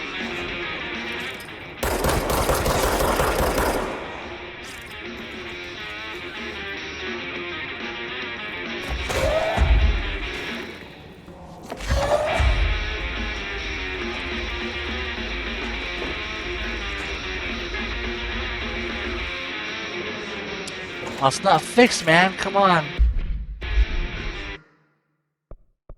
Needs to fix this, man. Fix it somehow. Something's gonna fix it.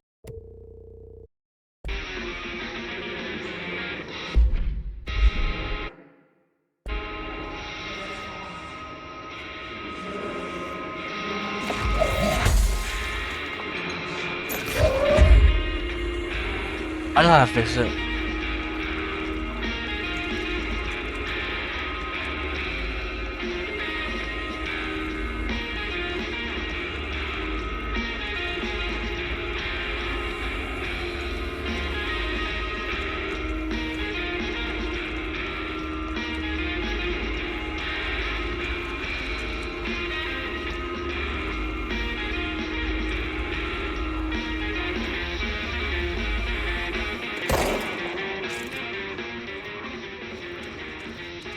This must open the door.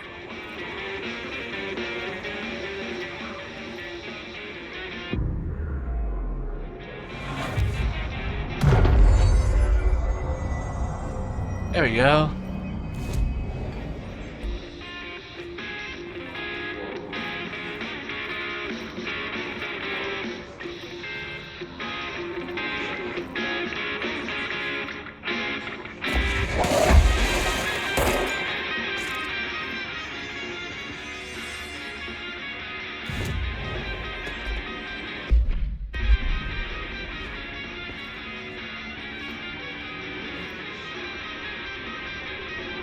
See if I could save it and then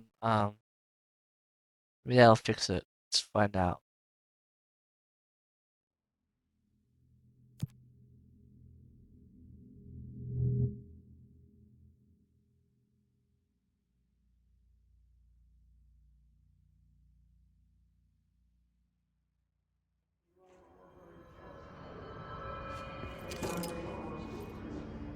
Eric, I think it's gonna work now. No, it's still not working.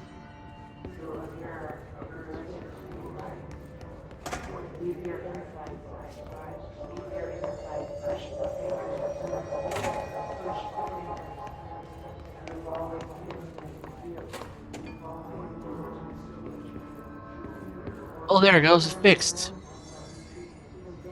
Now, the reason why I wanted to fix it so bad is because there's something I want to see up here.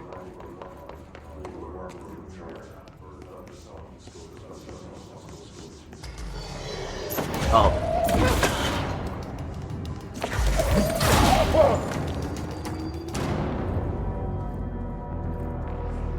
This right here.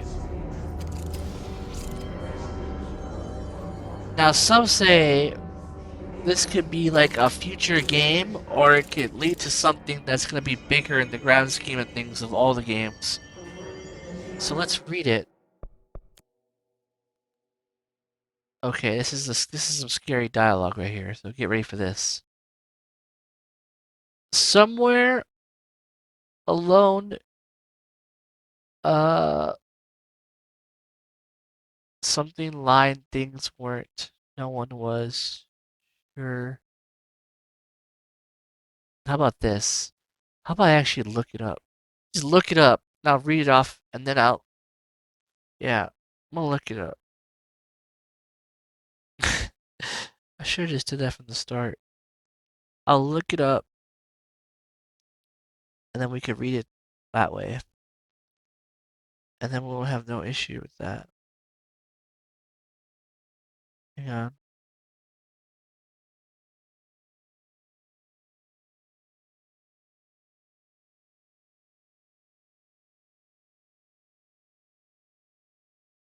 Where does this start with? Somewhere.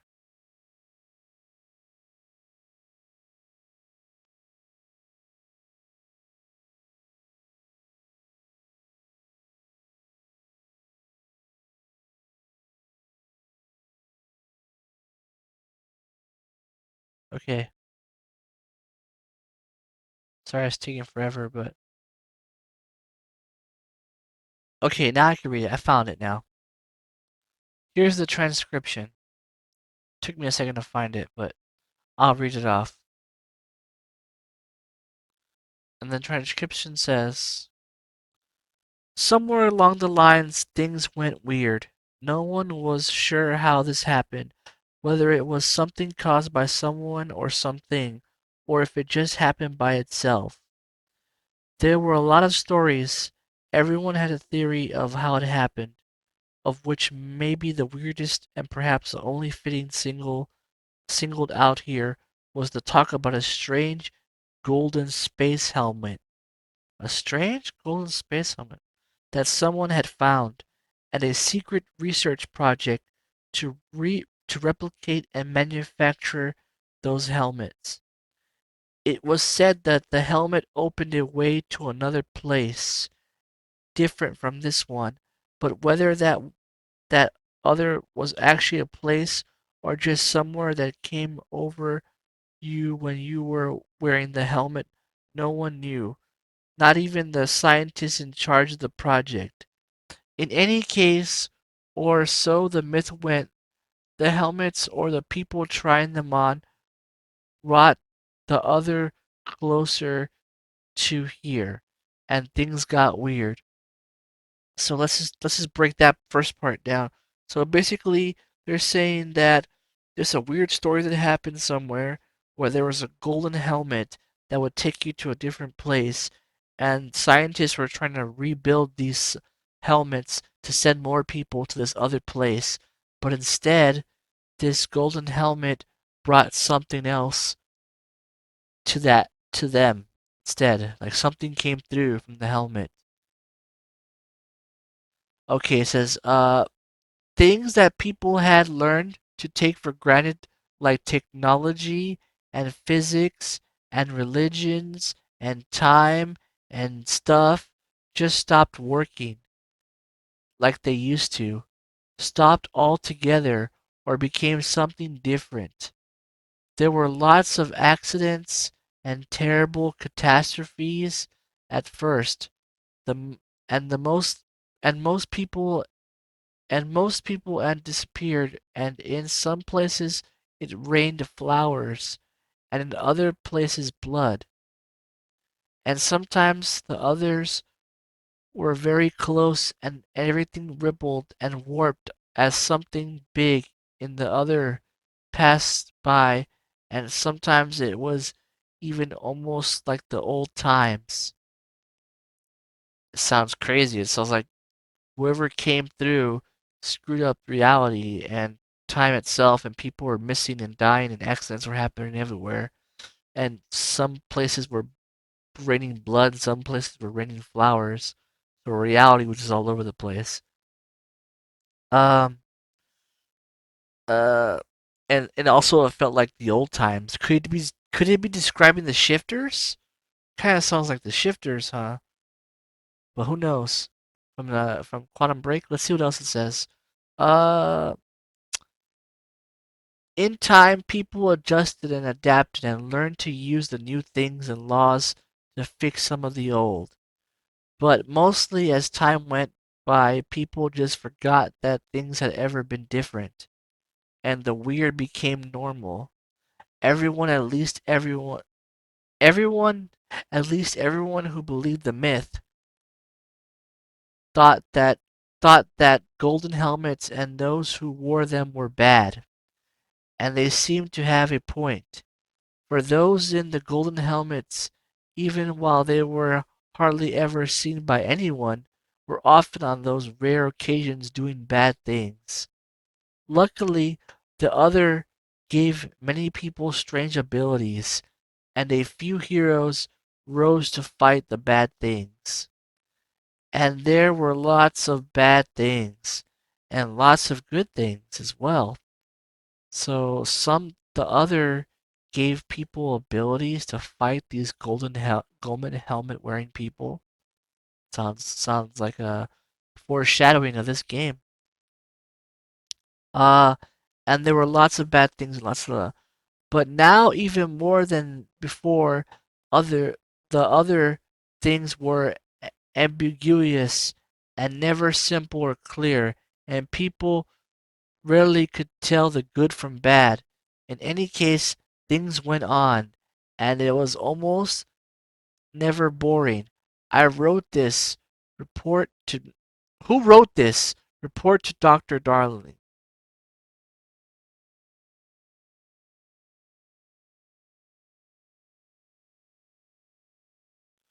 Who knows?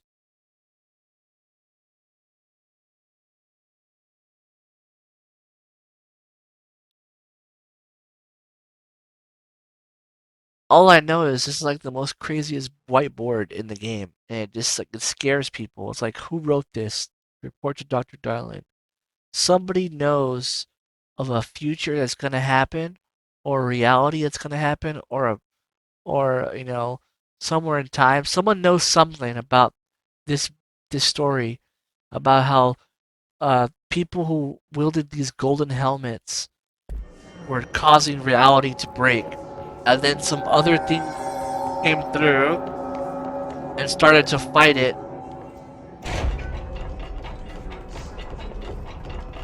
And it gave powers and abilities to those to fight the Golden Helmet people.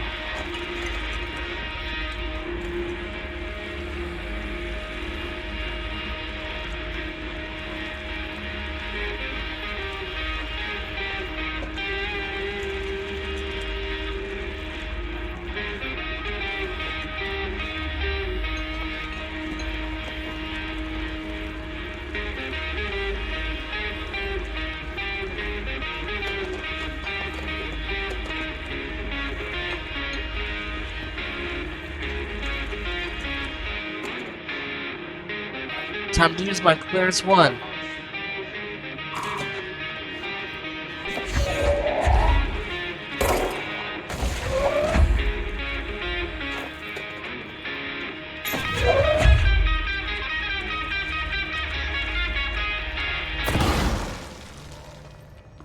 Oh, I shouldn't have broke it.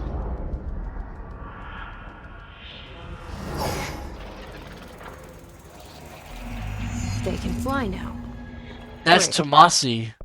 Something happened to Tommasi, one of the main guys that runs the bureau under Trench. Something happened to him, because now look at him, he looks like that. He got corrupted by the hiss, and now he looks like that, and like Jesse just said, now they can fly. Great.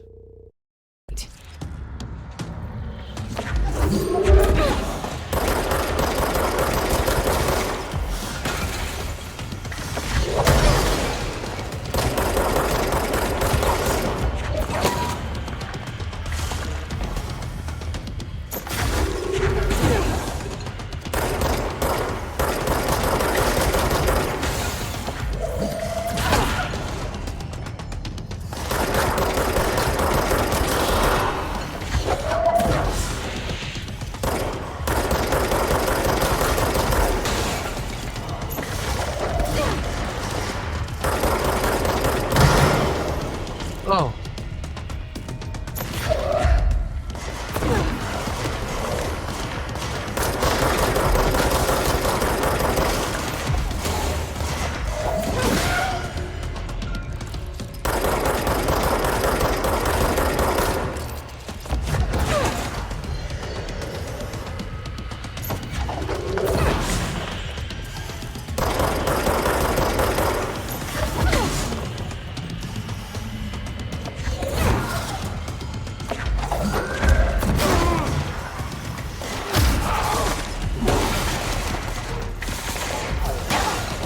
Oh!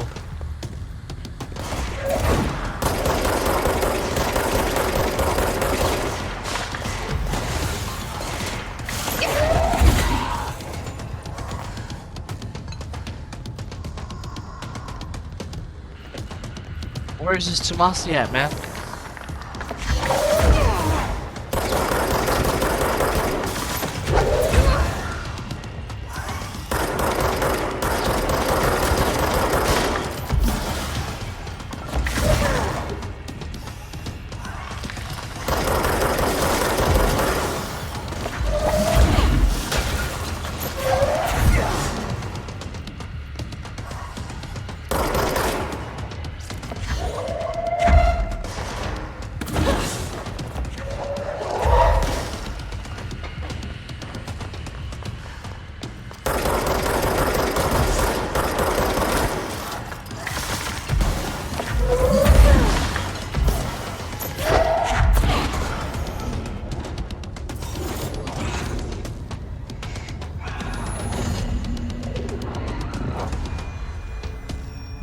escaped. I have a feeling he'll be back. Let's stay focused. The hotline should be past the mailroom.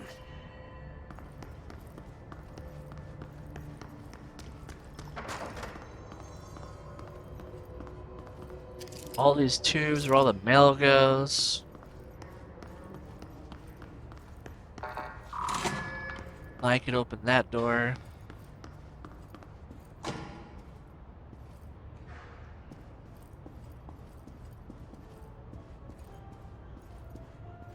There's Auti's music again. We're dead dudes.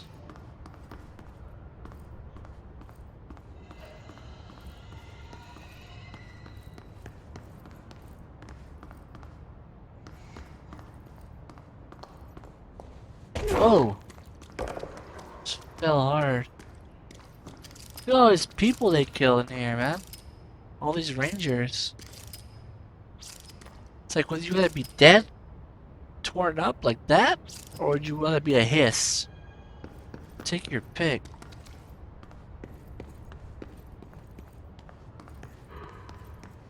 There's the file I was looking for.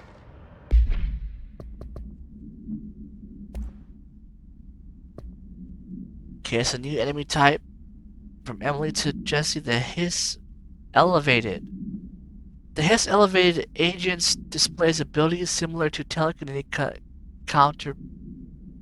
I can't read that fucking word. Observed in the Bureau Palatarians. Some prefer to change their targets, while others launch objects at them. Telekinetic attacks have been ineffective against the Hiss Elevated due to their on talent in the area. They do not use any weaponry except their own paranatural capabilities.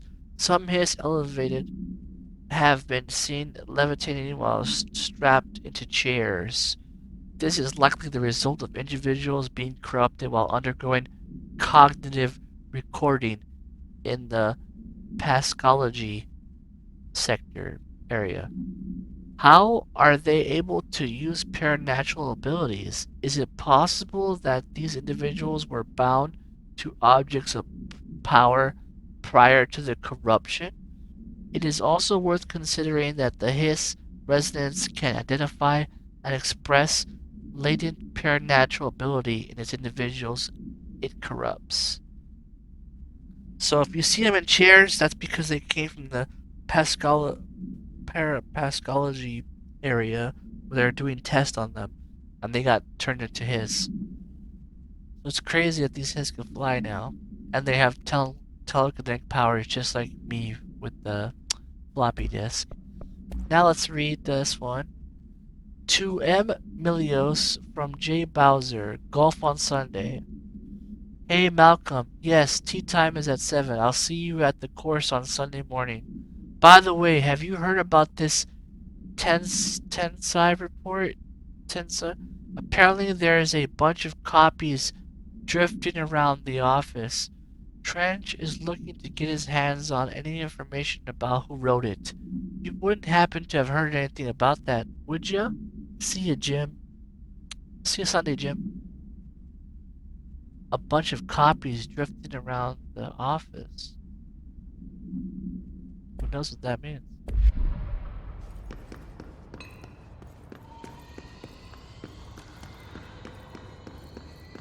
Let's get back up at the top where we were.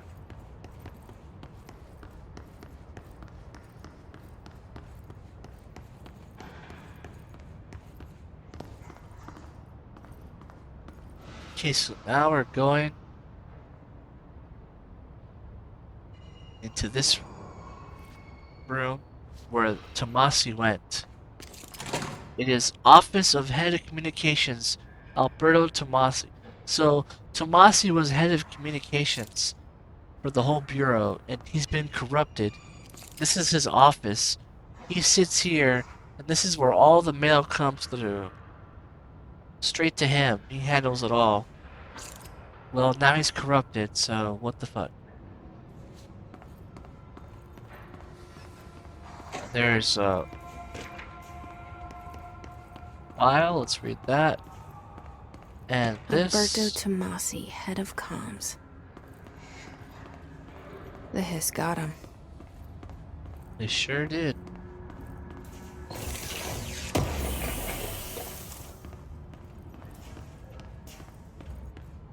See his office here. Obviously, he works with several people in this little building.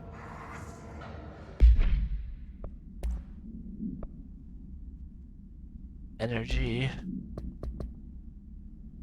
Okay, case files, research and records.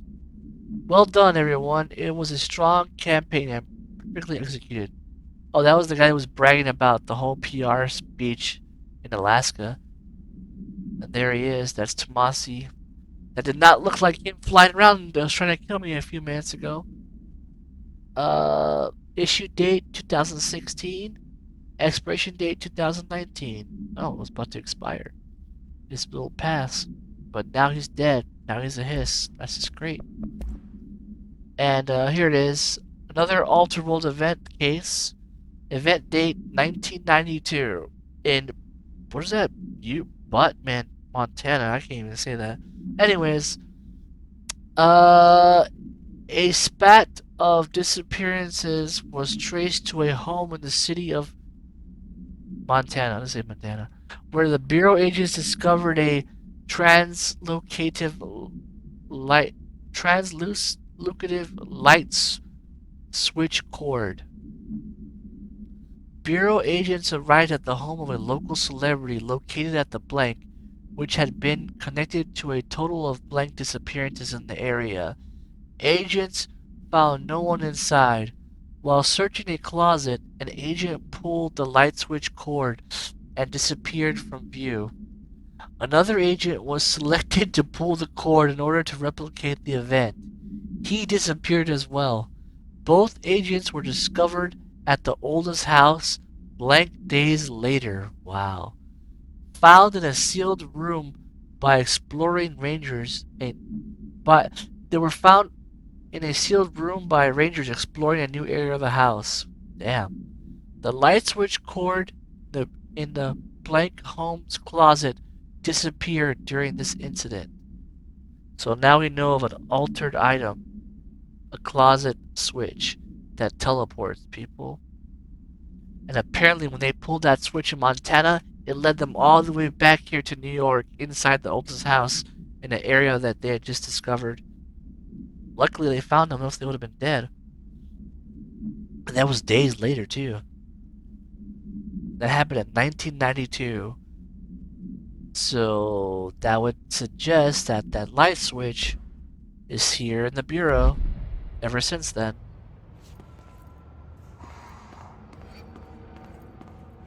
All right, take this down. Let's see what that says. All right, take this down. The situation in Cuba has been evaluated by the relevant authorities. The mysterious illness affecting the staff at the U.S. Embassy in Havana was caused by sonic weaponry in the hands of a foreign power. Numerous personnel have damage to the inner ear, but most are expected to make a full recovery. Of course, the event also damaged their cellular walls, but we can't blame that on some stupid noise gun. Thank God no local doctors examined them first. Honestly, what are the odds an altered item would show up inside a U.S. embassy? Talk about good luck, huh? So much easier to... Hey, are you still recording this? That was Tommasi, the one who just got corrupted by the hiss, laughing about that event that happened in, where was it again? I forgot where it was. But it was talking about the cowboy boot. So that cowboy boot's somewhere here in the oldest house, and so is the cord. And he was laughing about how easy it was they found an altered item in the U.S. Embassy. And someone was recording it. All right, take this down. Where was it? The situation in Cuba has Cuba. been evaluated by the relevant authorities. The mysterious illness affecting the staff at... Wait, let's see if it changed the file now that I know more information on it. Where is it? Here it is.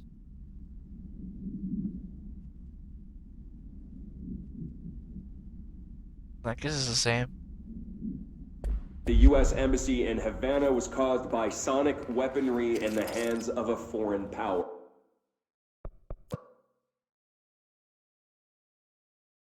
All this crazy mumbo jumbo tech. And the filters are still not working on the textures. Come on, man. Numerous There it goes. personnel have damage to the inner ear, but most are expected to make a full recovery. This is kind of a little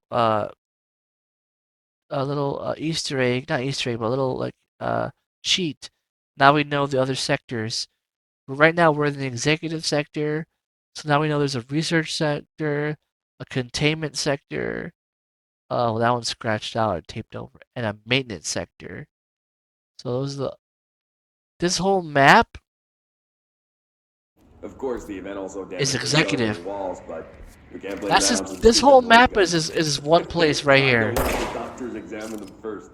There's 1, 2, I didn't show up inside. 3, 4, 5 Good luck, maps. huh? So much easier to... Are you still recording this? Let's keep going.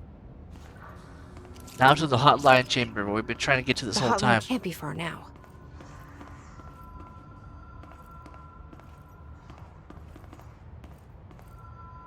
We're trying to get to that hotline to talk to Trench, see what the hell he knows about the hiss.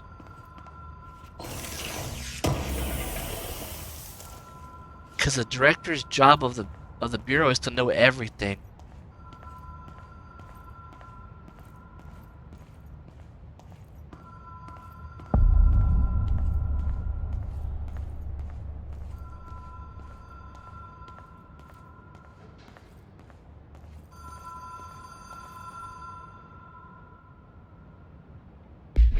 Once again, freaking texture's not loading, man.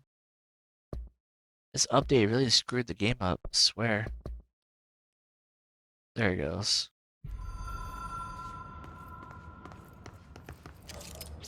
It fixed this texture, but it couldn't fix the texture next to it. It's hilarious. Whatever.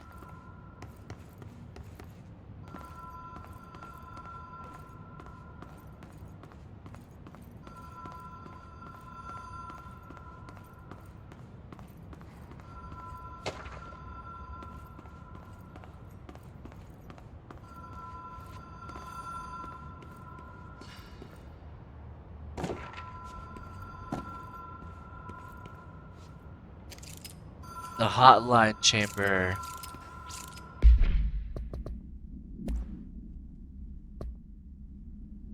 Hotline security log. All visitors must check in. 2019, 2 p.m. Trench. 12 p.m. Trench. 11 p.m. Bill, a custodian. 2:45 Trench. Trench, Bill, Trench, Bill, Trench. Nobody else is allowed to go in there. Into that little hallway, except for Trench and a custodian who cleans up. That's it. Like, nobody else. What does it say right here? And now, since I'm the director, now I'm allowed to go in there.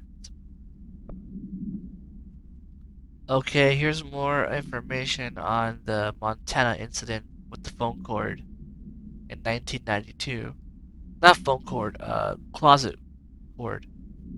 According to the testimony, the agents had been transported from Montana, the Montana home, to roadside motel named the Ocean Motel and Casino.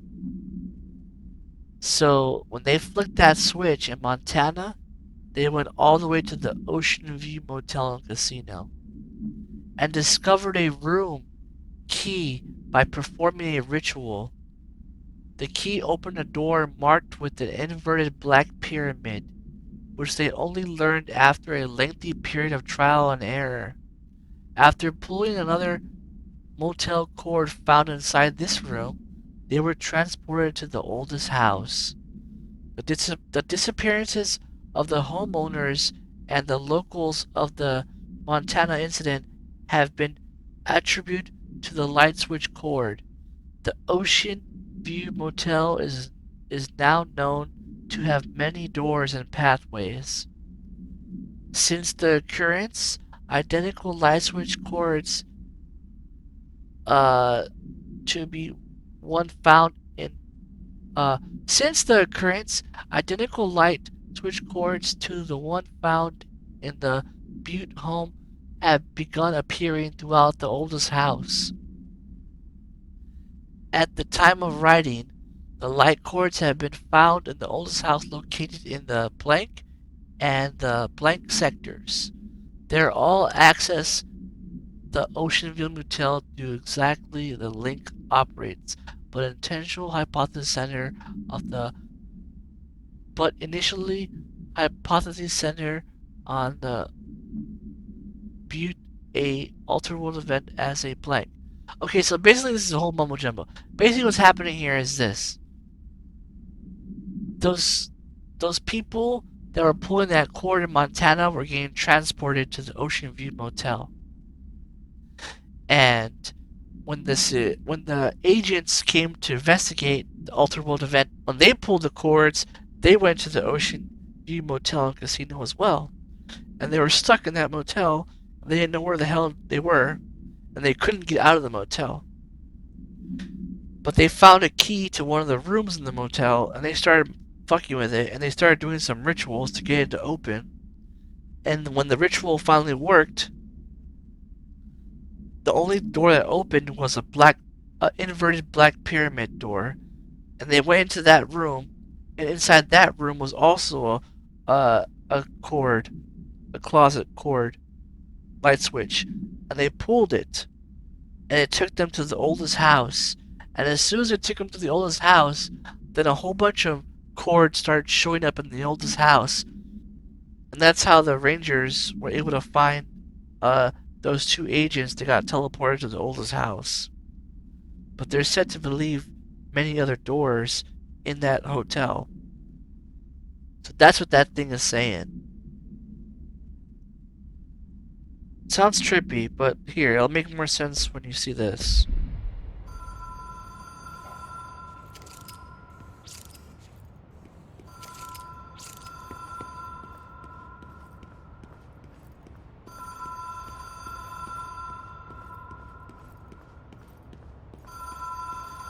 The Oceanview Motel and Casino. Dream logic. The light switch cord. The door marked with the black pyramid.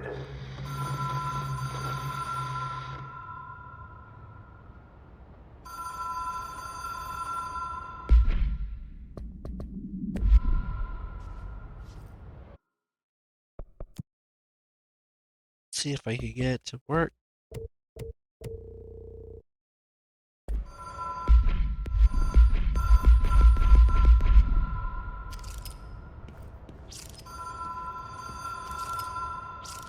It's not working. Fuck it. It's gonna pull it. Do what I gotta do. The abyss is down there.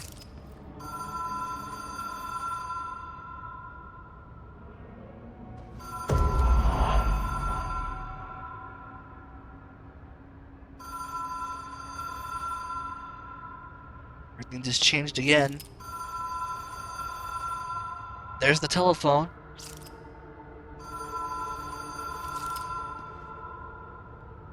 Notice, Oceanview Motel's casino entry point. Catalyst, light switch, the law of three applies. Ritual, attenuate required. Agent must orient and anchor motel to their personal frequencies. So the ritual of the law of three applies. Stand here. Mind the gap. Pull the switch 3 times. So that was 1. Here's 2.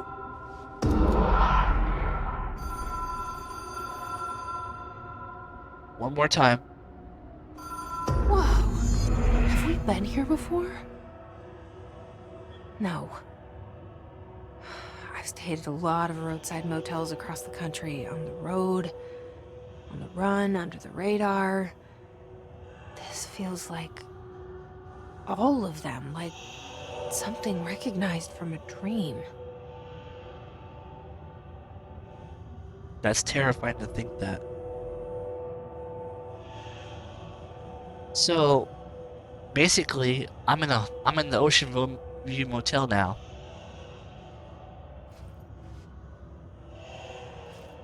And there's some crazy doors here, like this one, and this one, that one, and that's the one I came from.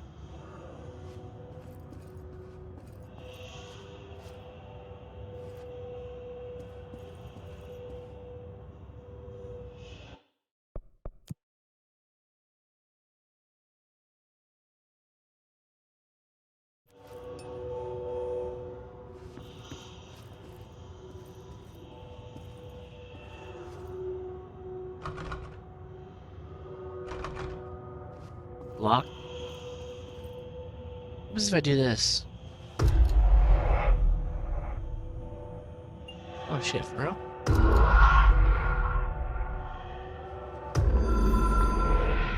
Oh, it takes me back, that's right. Okay, let's go back in.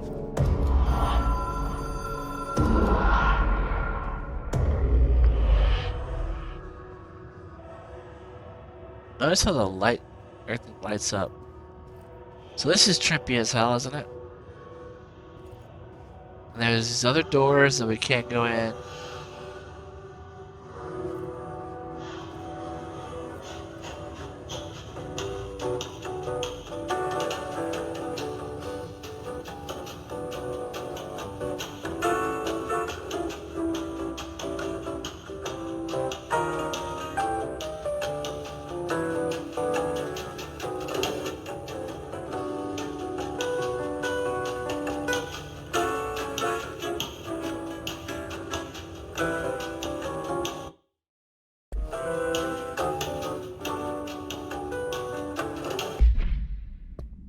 Wish that freaking texture were loaded, man.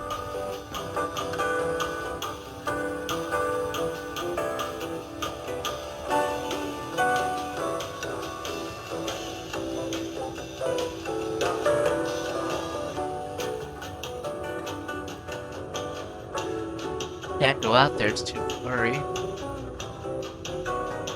Texas. NR Airways? See America, United States travel. It's like Arizona or something. Nevada, the state of freedom.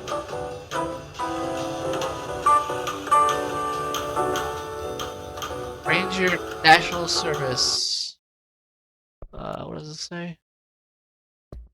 Can't make it out. Lassenville National Park.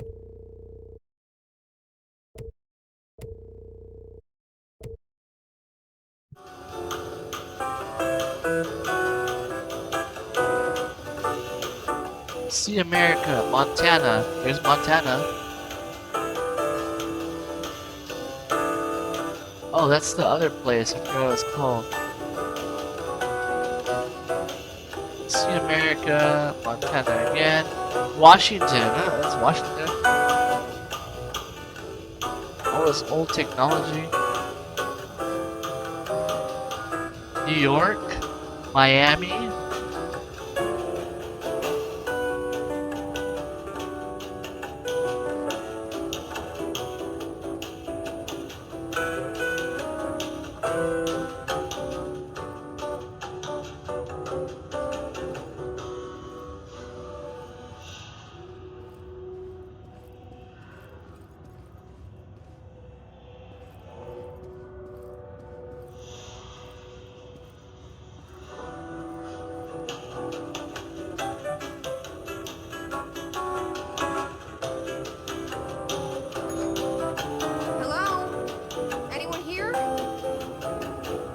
That door open.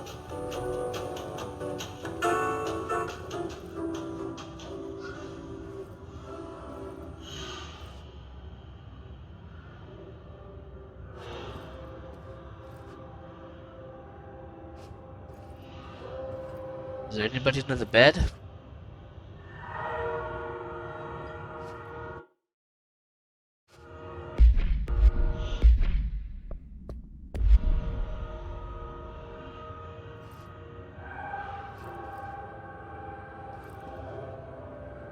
Simple coffee machine.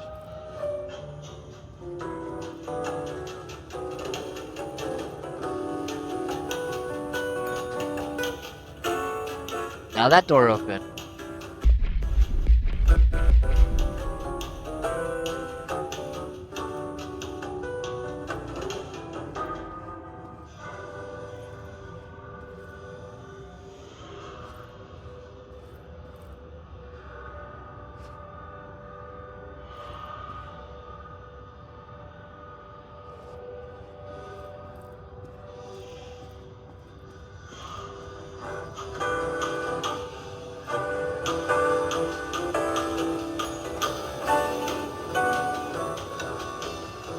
Final door open.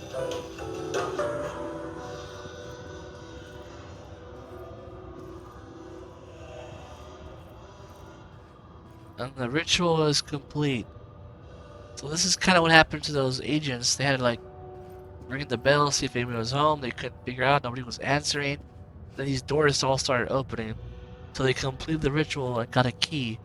Just like Jessica's about to grab right now. And it's the shape of a pyramid. Inverted black pyramid. The key has a black pyramid on it.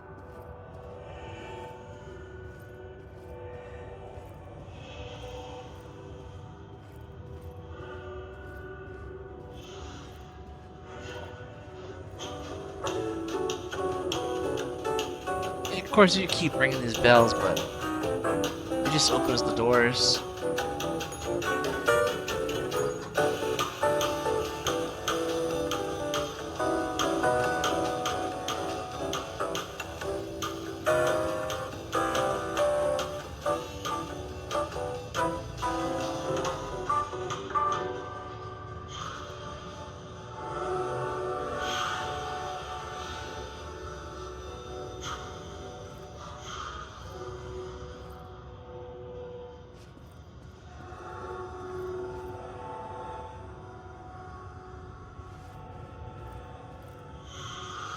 Here we go.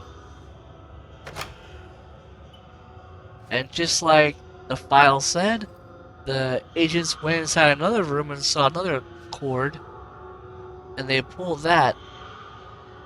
Look at the picture. It's Jesse standing over, and now the bridge is complete with the phone. One, two.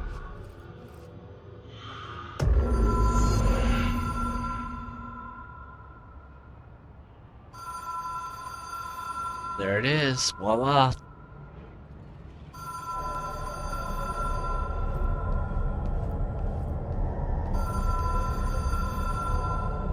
This room is terrifying.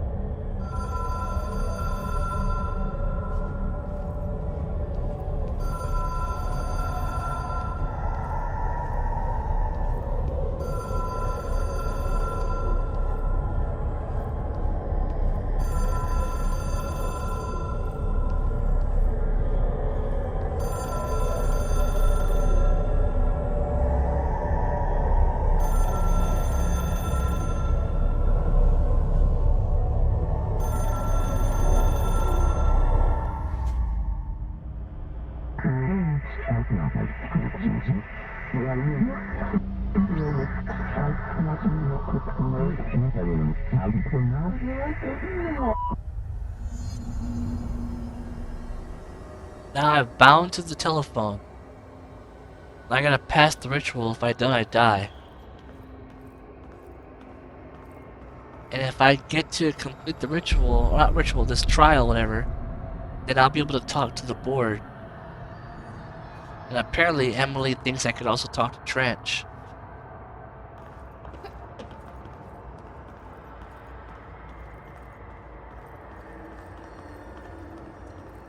So this is my astral plane trial.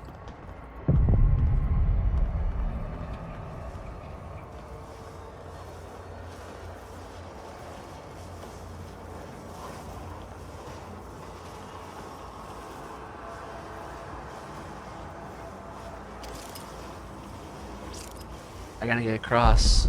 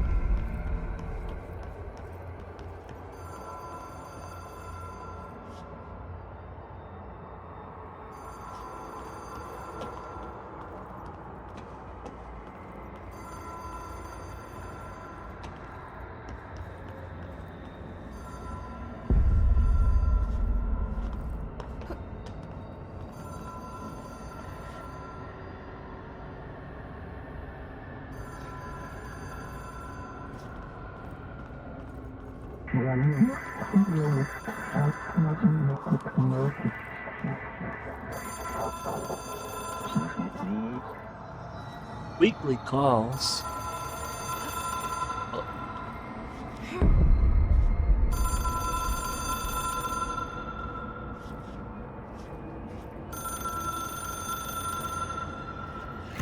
It is a phone.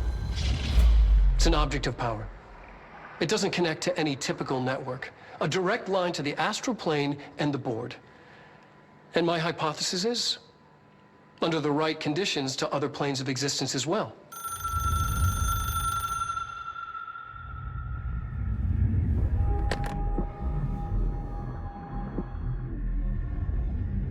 A director needs a team. My management team. These people know the secrets of the Bureau as well as I do. Some even better. Darling, Tommasi, Salvador, Marshall. Marshall especially, my head of operations. She sees right through me. She knows I don't like relying on people. The only person you should fail is yourself. But things change when you become director.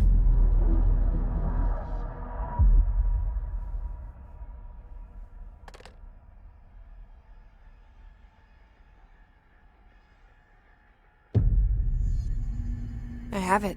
The hotline. I can reach Trench. Well, listen to him. He feels more like an echo. An echo with important info. I need to get back to Emily. Hey, People react strongly when I tell them about you. Is it too soon to tell Emily? She might be able to help.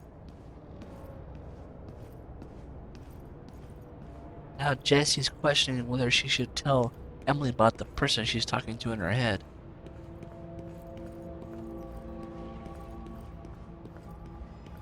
We know that Trench is, one of his go-to team members is down. Tommasi is now freaking his, so that one's corrupted.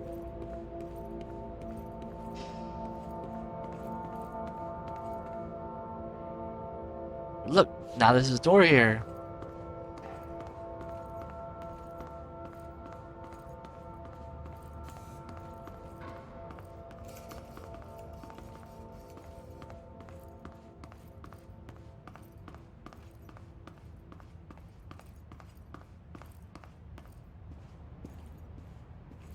And what do you know? I'm back at the director's office. That wall opened up now. This whole time it was right there, the hotline, but we had to go all the way around to get to it. Makes you wonder what's inside that door. And look, Trench is gone. The blood's still there. Now there's a file here.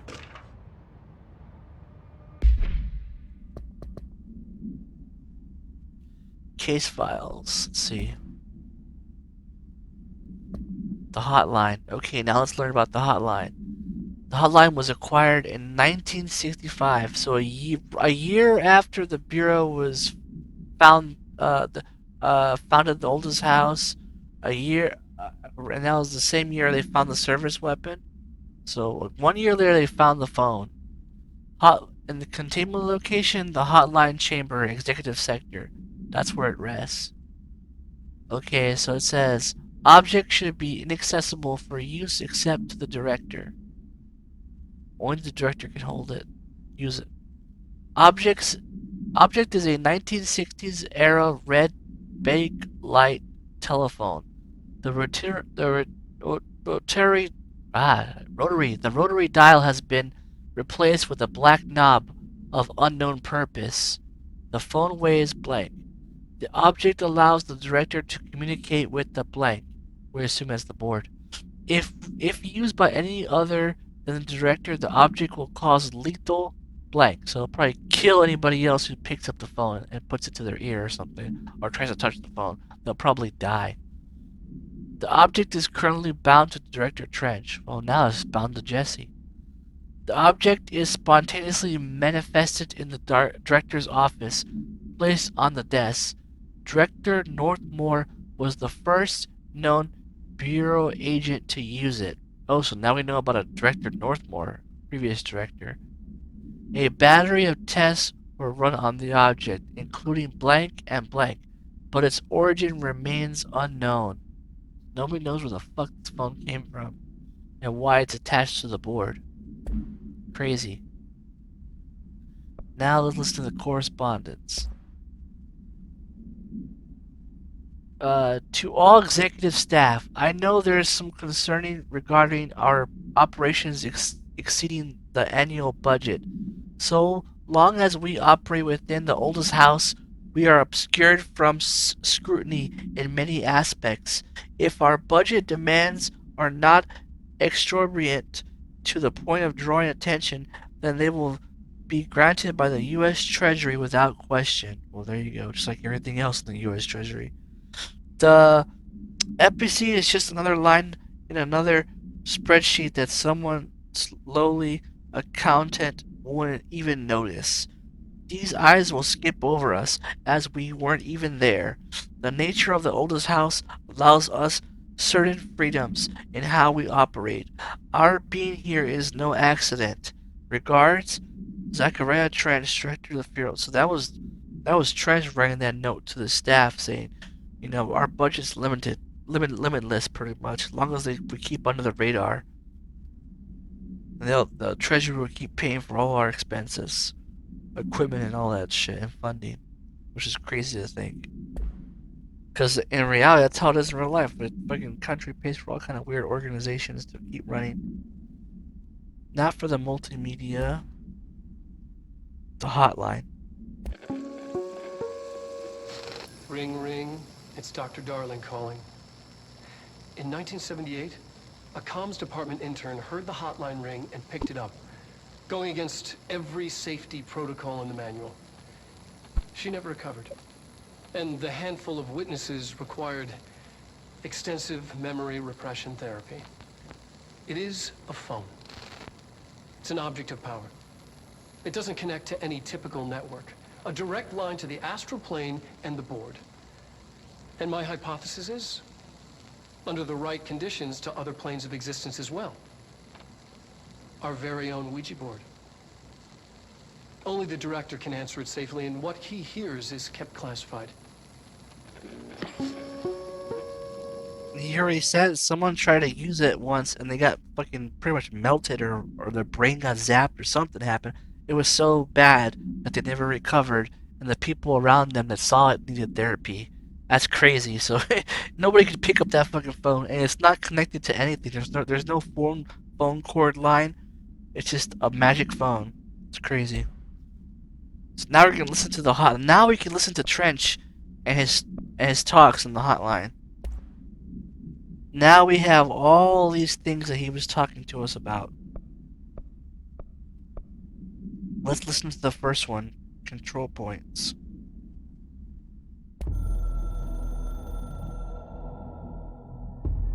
It took us a long time to learn how to stabilize the control points, the ley lines, the meridians of the oldest house. Darling found a way to soothe this beast. We discovered we must cleanse control points of all interference. It's my duty as the director, like Northmore before me. I couldn't manage it in my own house, at my home. I'll damn well do it here. Without the control points, the oldest house would swallow us alive. We'd be sealed inside an endless labyrinth, and no one would hear our screams. If an enemy ever managed to corrupt the control points, it'd be over fast, spreading like a cancer, leaping over the fire breaks like a crown fire. They are the weak point. Darling's right about that. He's wrong about everything else. Dangerously wrong. Suspiciously wrong. Has he been compromised?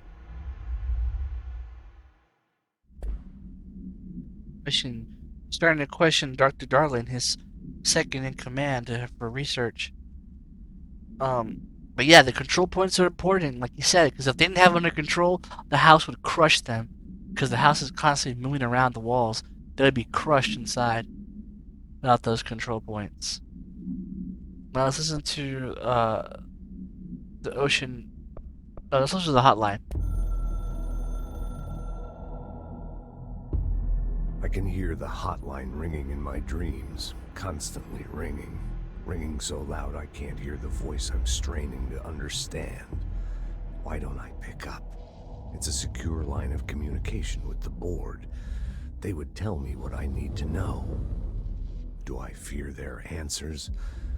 Would they have warned me of this threat? I didn't see it coming.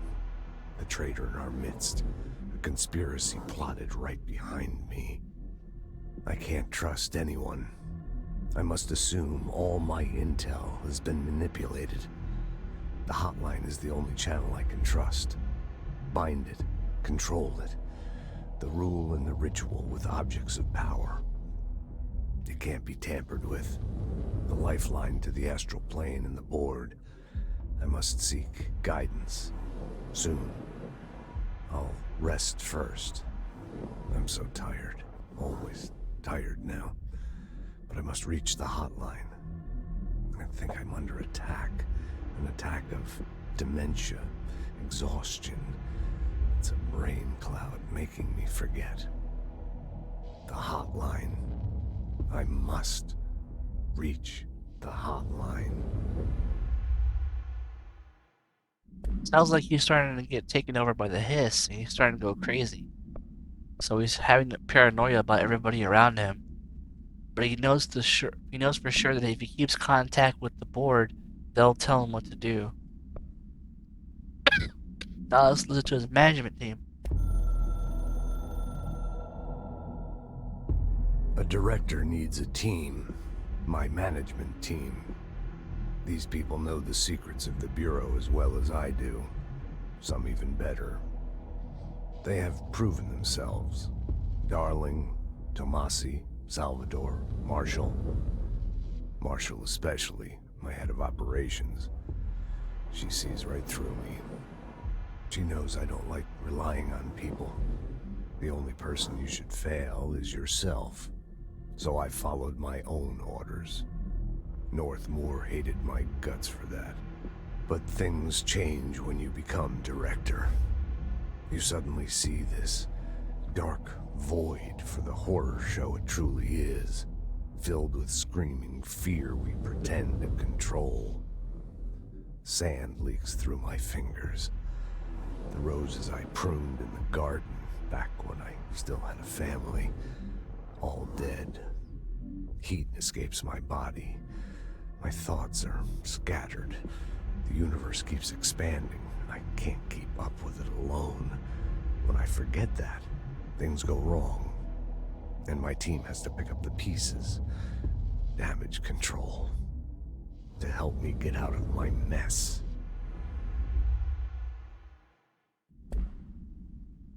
That was a very talking about how important his team is, and he's also hinted at. He said, like he's starting to lose it, and he knows he's starting to lose it. That's because maybe the hiss is taking over. And he also said that the sand in his hands are starting to show. That'll be something important for later. Okay, now let's listen to Oceanview Motel.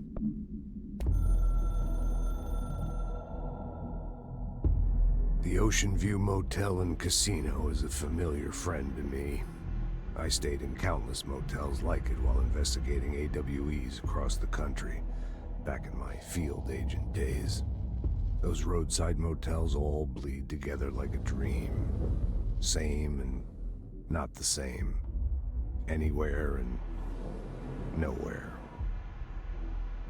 The Oceanview operates on dream logic, and the light switch cord leaks out to be found in the most unexpected places, and sometimes successfully encouraged to appear and act as a convenient lock to keep out those not trained in dreamscape navigation. Even Bureau veterans can only find one key in the motel. The key that opens the door marked with the inverted black pyramid. The rest, the many other doors, are still mysteries to us. We're all merely guests there. Even the board. Sometimes I need to visit, just to breathe easier for a while. It beats the numb, sterile apartment I spend my nights in, insulated from everything but myself. I guess that's where the whiskey comes in. So here he's saying that nobody in the Bureau, including himself, has ever gone in the other doors except for the Black Pyramid. And then he goes there to take a rest to clear his thoughts. And he has no idea how that Oceanview Motel, where it's at. Which also makes sense when we read that one file about some guy talking about, he says, one of these days, when we're out here driving, looking for all these alter-world events, and staying at all these motels and hotels, one of these days, we're actually going to run into the Oceanview Motel and find out exactly where it is. Because he was referencing this, because they don't know, actually, they have no idea where the actual Oceanview Motel physically is. All they know is they can only get there by pulling the light switches. And they can't go into any other door except for the Black Pyramid door. It takes them back to the oldest house. And, yeah, he goes there to get away from everything sometimes and think. And now, the coming storm, there's that one.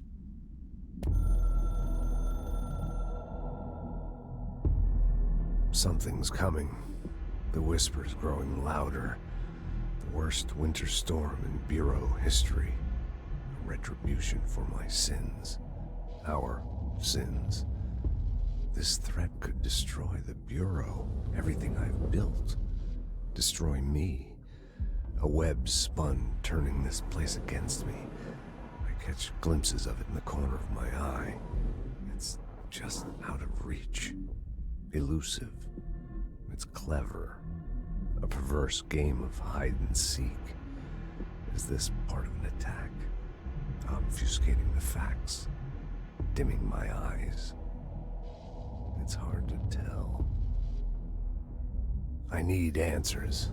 I haven't heard back from Darling. I fear for my friend, my closest ally. I think we made a terrible mistake all those years ago. That thing he studies is putting us all in danger. It's my duty as director to keep the Bureau safe. It'll be difficult. What's done can't be undone. There's no easy fix. Magical thinking is a requirement for survival. Pain and suffering are mandatory. To change things, you have to break yourself. I don't know if I have the strength. I'm old and weak. I'm afraid. I can see my hands trembling. I'm losing control. He just dropped some knowledge right there on that one. He was saying that he's suffering from this corruption now that's happening, this hysteria. Maybe it's the hiss, probably, yeah, most likely. And he's also saying that he's questioning, is he paying for his sins that him and his closest ally, Dr. Darling, and the team, what they did? They did something, and because of that, Darling's been studying something, and he's starting to question, is the thing that Dr. Darling's been studying the cause of all this? And now that Dr. Darling's gone missing, he's starting to fear he'll be next. So he's like freaking out, saying that the storm is coming and he's losing control. Now the last one, Dictatorship, the board.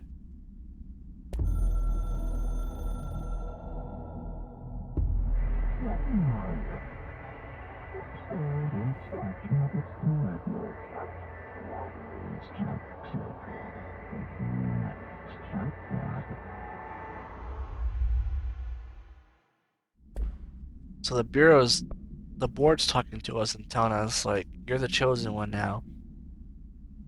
But notice how it talks in positives and negatives, like it talks from two different ends. It's interesting. What could that mean? Okay, that was the lore dump. Let's keep going.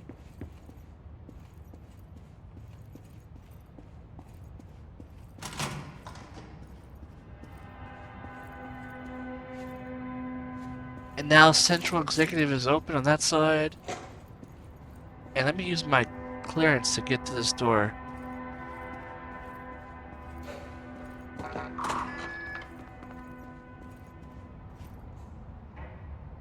It's a film room.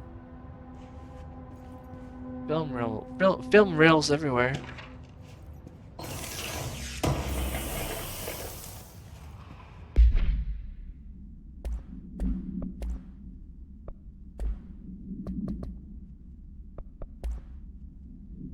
Okay, let's see what this says.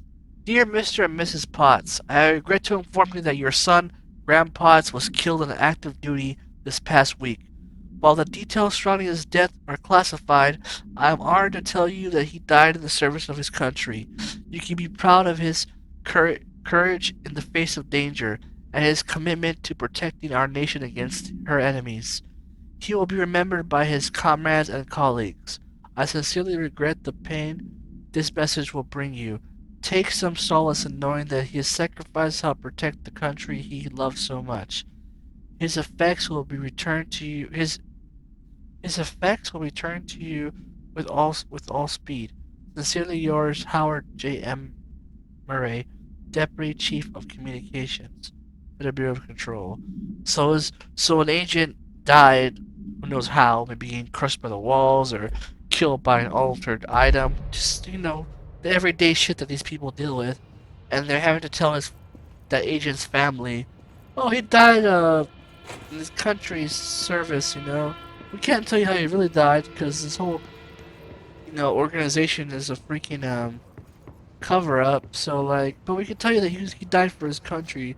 Just take solace in that. Well, that room's important later. We'll check it out later. Like, how messed up is that? Like, your family can never know what you sacrificed for.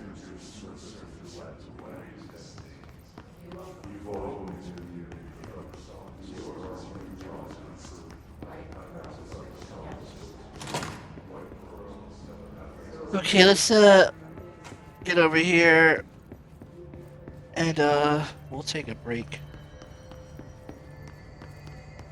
Lengthy one.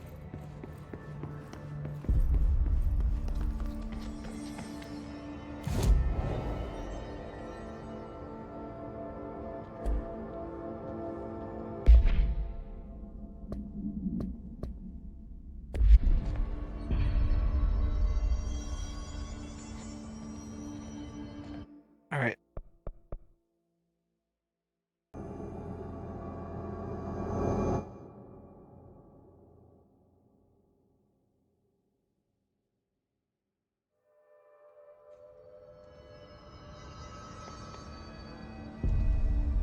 Okay, we just picked up the hotline.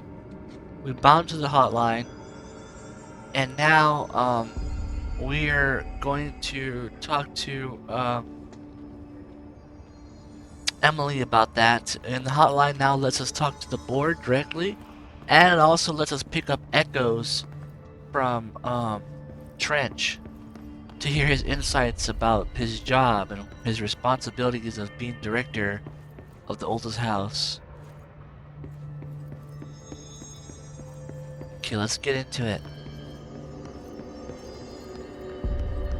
Oh, also, wait a minute. No, we're good. So let's see what our mission statement says. Unknown caller. Emily instructs Jesse to find the hotline and object of power in the form of an old telephone to understand the messages from the dead director to try to communicate with her. They hope he can provide insight into the Hiss invasion. On her way to the hotline, Jessie gains the launch ability by binding the floppy disk, another object of power. She is forced to fight the Hiss corrupted head of communications, Alberto Tommasi, but he got away though. Jessie uses the hotline to call Trench. He talks about finding his management team, Dr. Casper Darling, head of research, and Helen Marshall, head of operations, potential allies against the Hiss. Let's go talk to Emily about those two individuals. Jesse, Did you get the hotline? I mean, how is it out there? The comms? The hiss? Sorry. You made it. I'm glad. Emily? Let's talk. Of course. Okay. First, let me read this file real quick. That pen just flipped up in the air. Research and records. Here it is. Compiled by Emily to Jesse. Analysis of his threat, Part 1. Confidential. Initial encounters with the entity known as the Hiss have revealed various behavior facts. Most notably, the Hiss is able to invade or corrupt control points, altered items, and even humans, radically changing their behavior. Yeah, it even alters their appearance and everything when it takes the person over. Curiously, any person wearing one of the wearable HRA devices, the Hadron Resonance Amplifier, that Dr. Darling has been distributing over the past weeks was not affected by his corruption, by their corruption. This only known exception to this fact is the new director, Jesse. Yeah, see, I don't have one of those devices, and yet somehow I'm not corrupted by them. Well, not almost. Like, they've been trying to corrupt me, but so far it hasn't worked. Who possesses an inherent immunity to the Hiss. That's true. So far she seems to be immune to them. This could indicate that she has already been corrupted, but her behavior is so in contrast to that of the other Hiss that I have dismissed the theory. That's an interesting theory to say that she's already been corrupted for years ago. My final observation comes from Miss Faden herself. She is able to cleanse material and organisms of Hiss corruption. We tested this ability on a Hiss corrupted entity, but unfortunately, the process seems to kill the host. Perhaps the host psychologically becomes reliant on the Hiss. More work to be done. Yeah, so she's starting to question Jessie if she's actually like a human, or if she's already corrupted by the Hiss herself, because she's able to cleanse them, and she's not being corrupted by them. She's immune to them pretty much so far. So, we'll see. And I say so far because they've been trying to get into her head.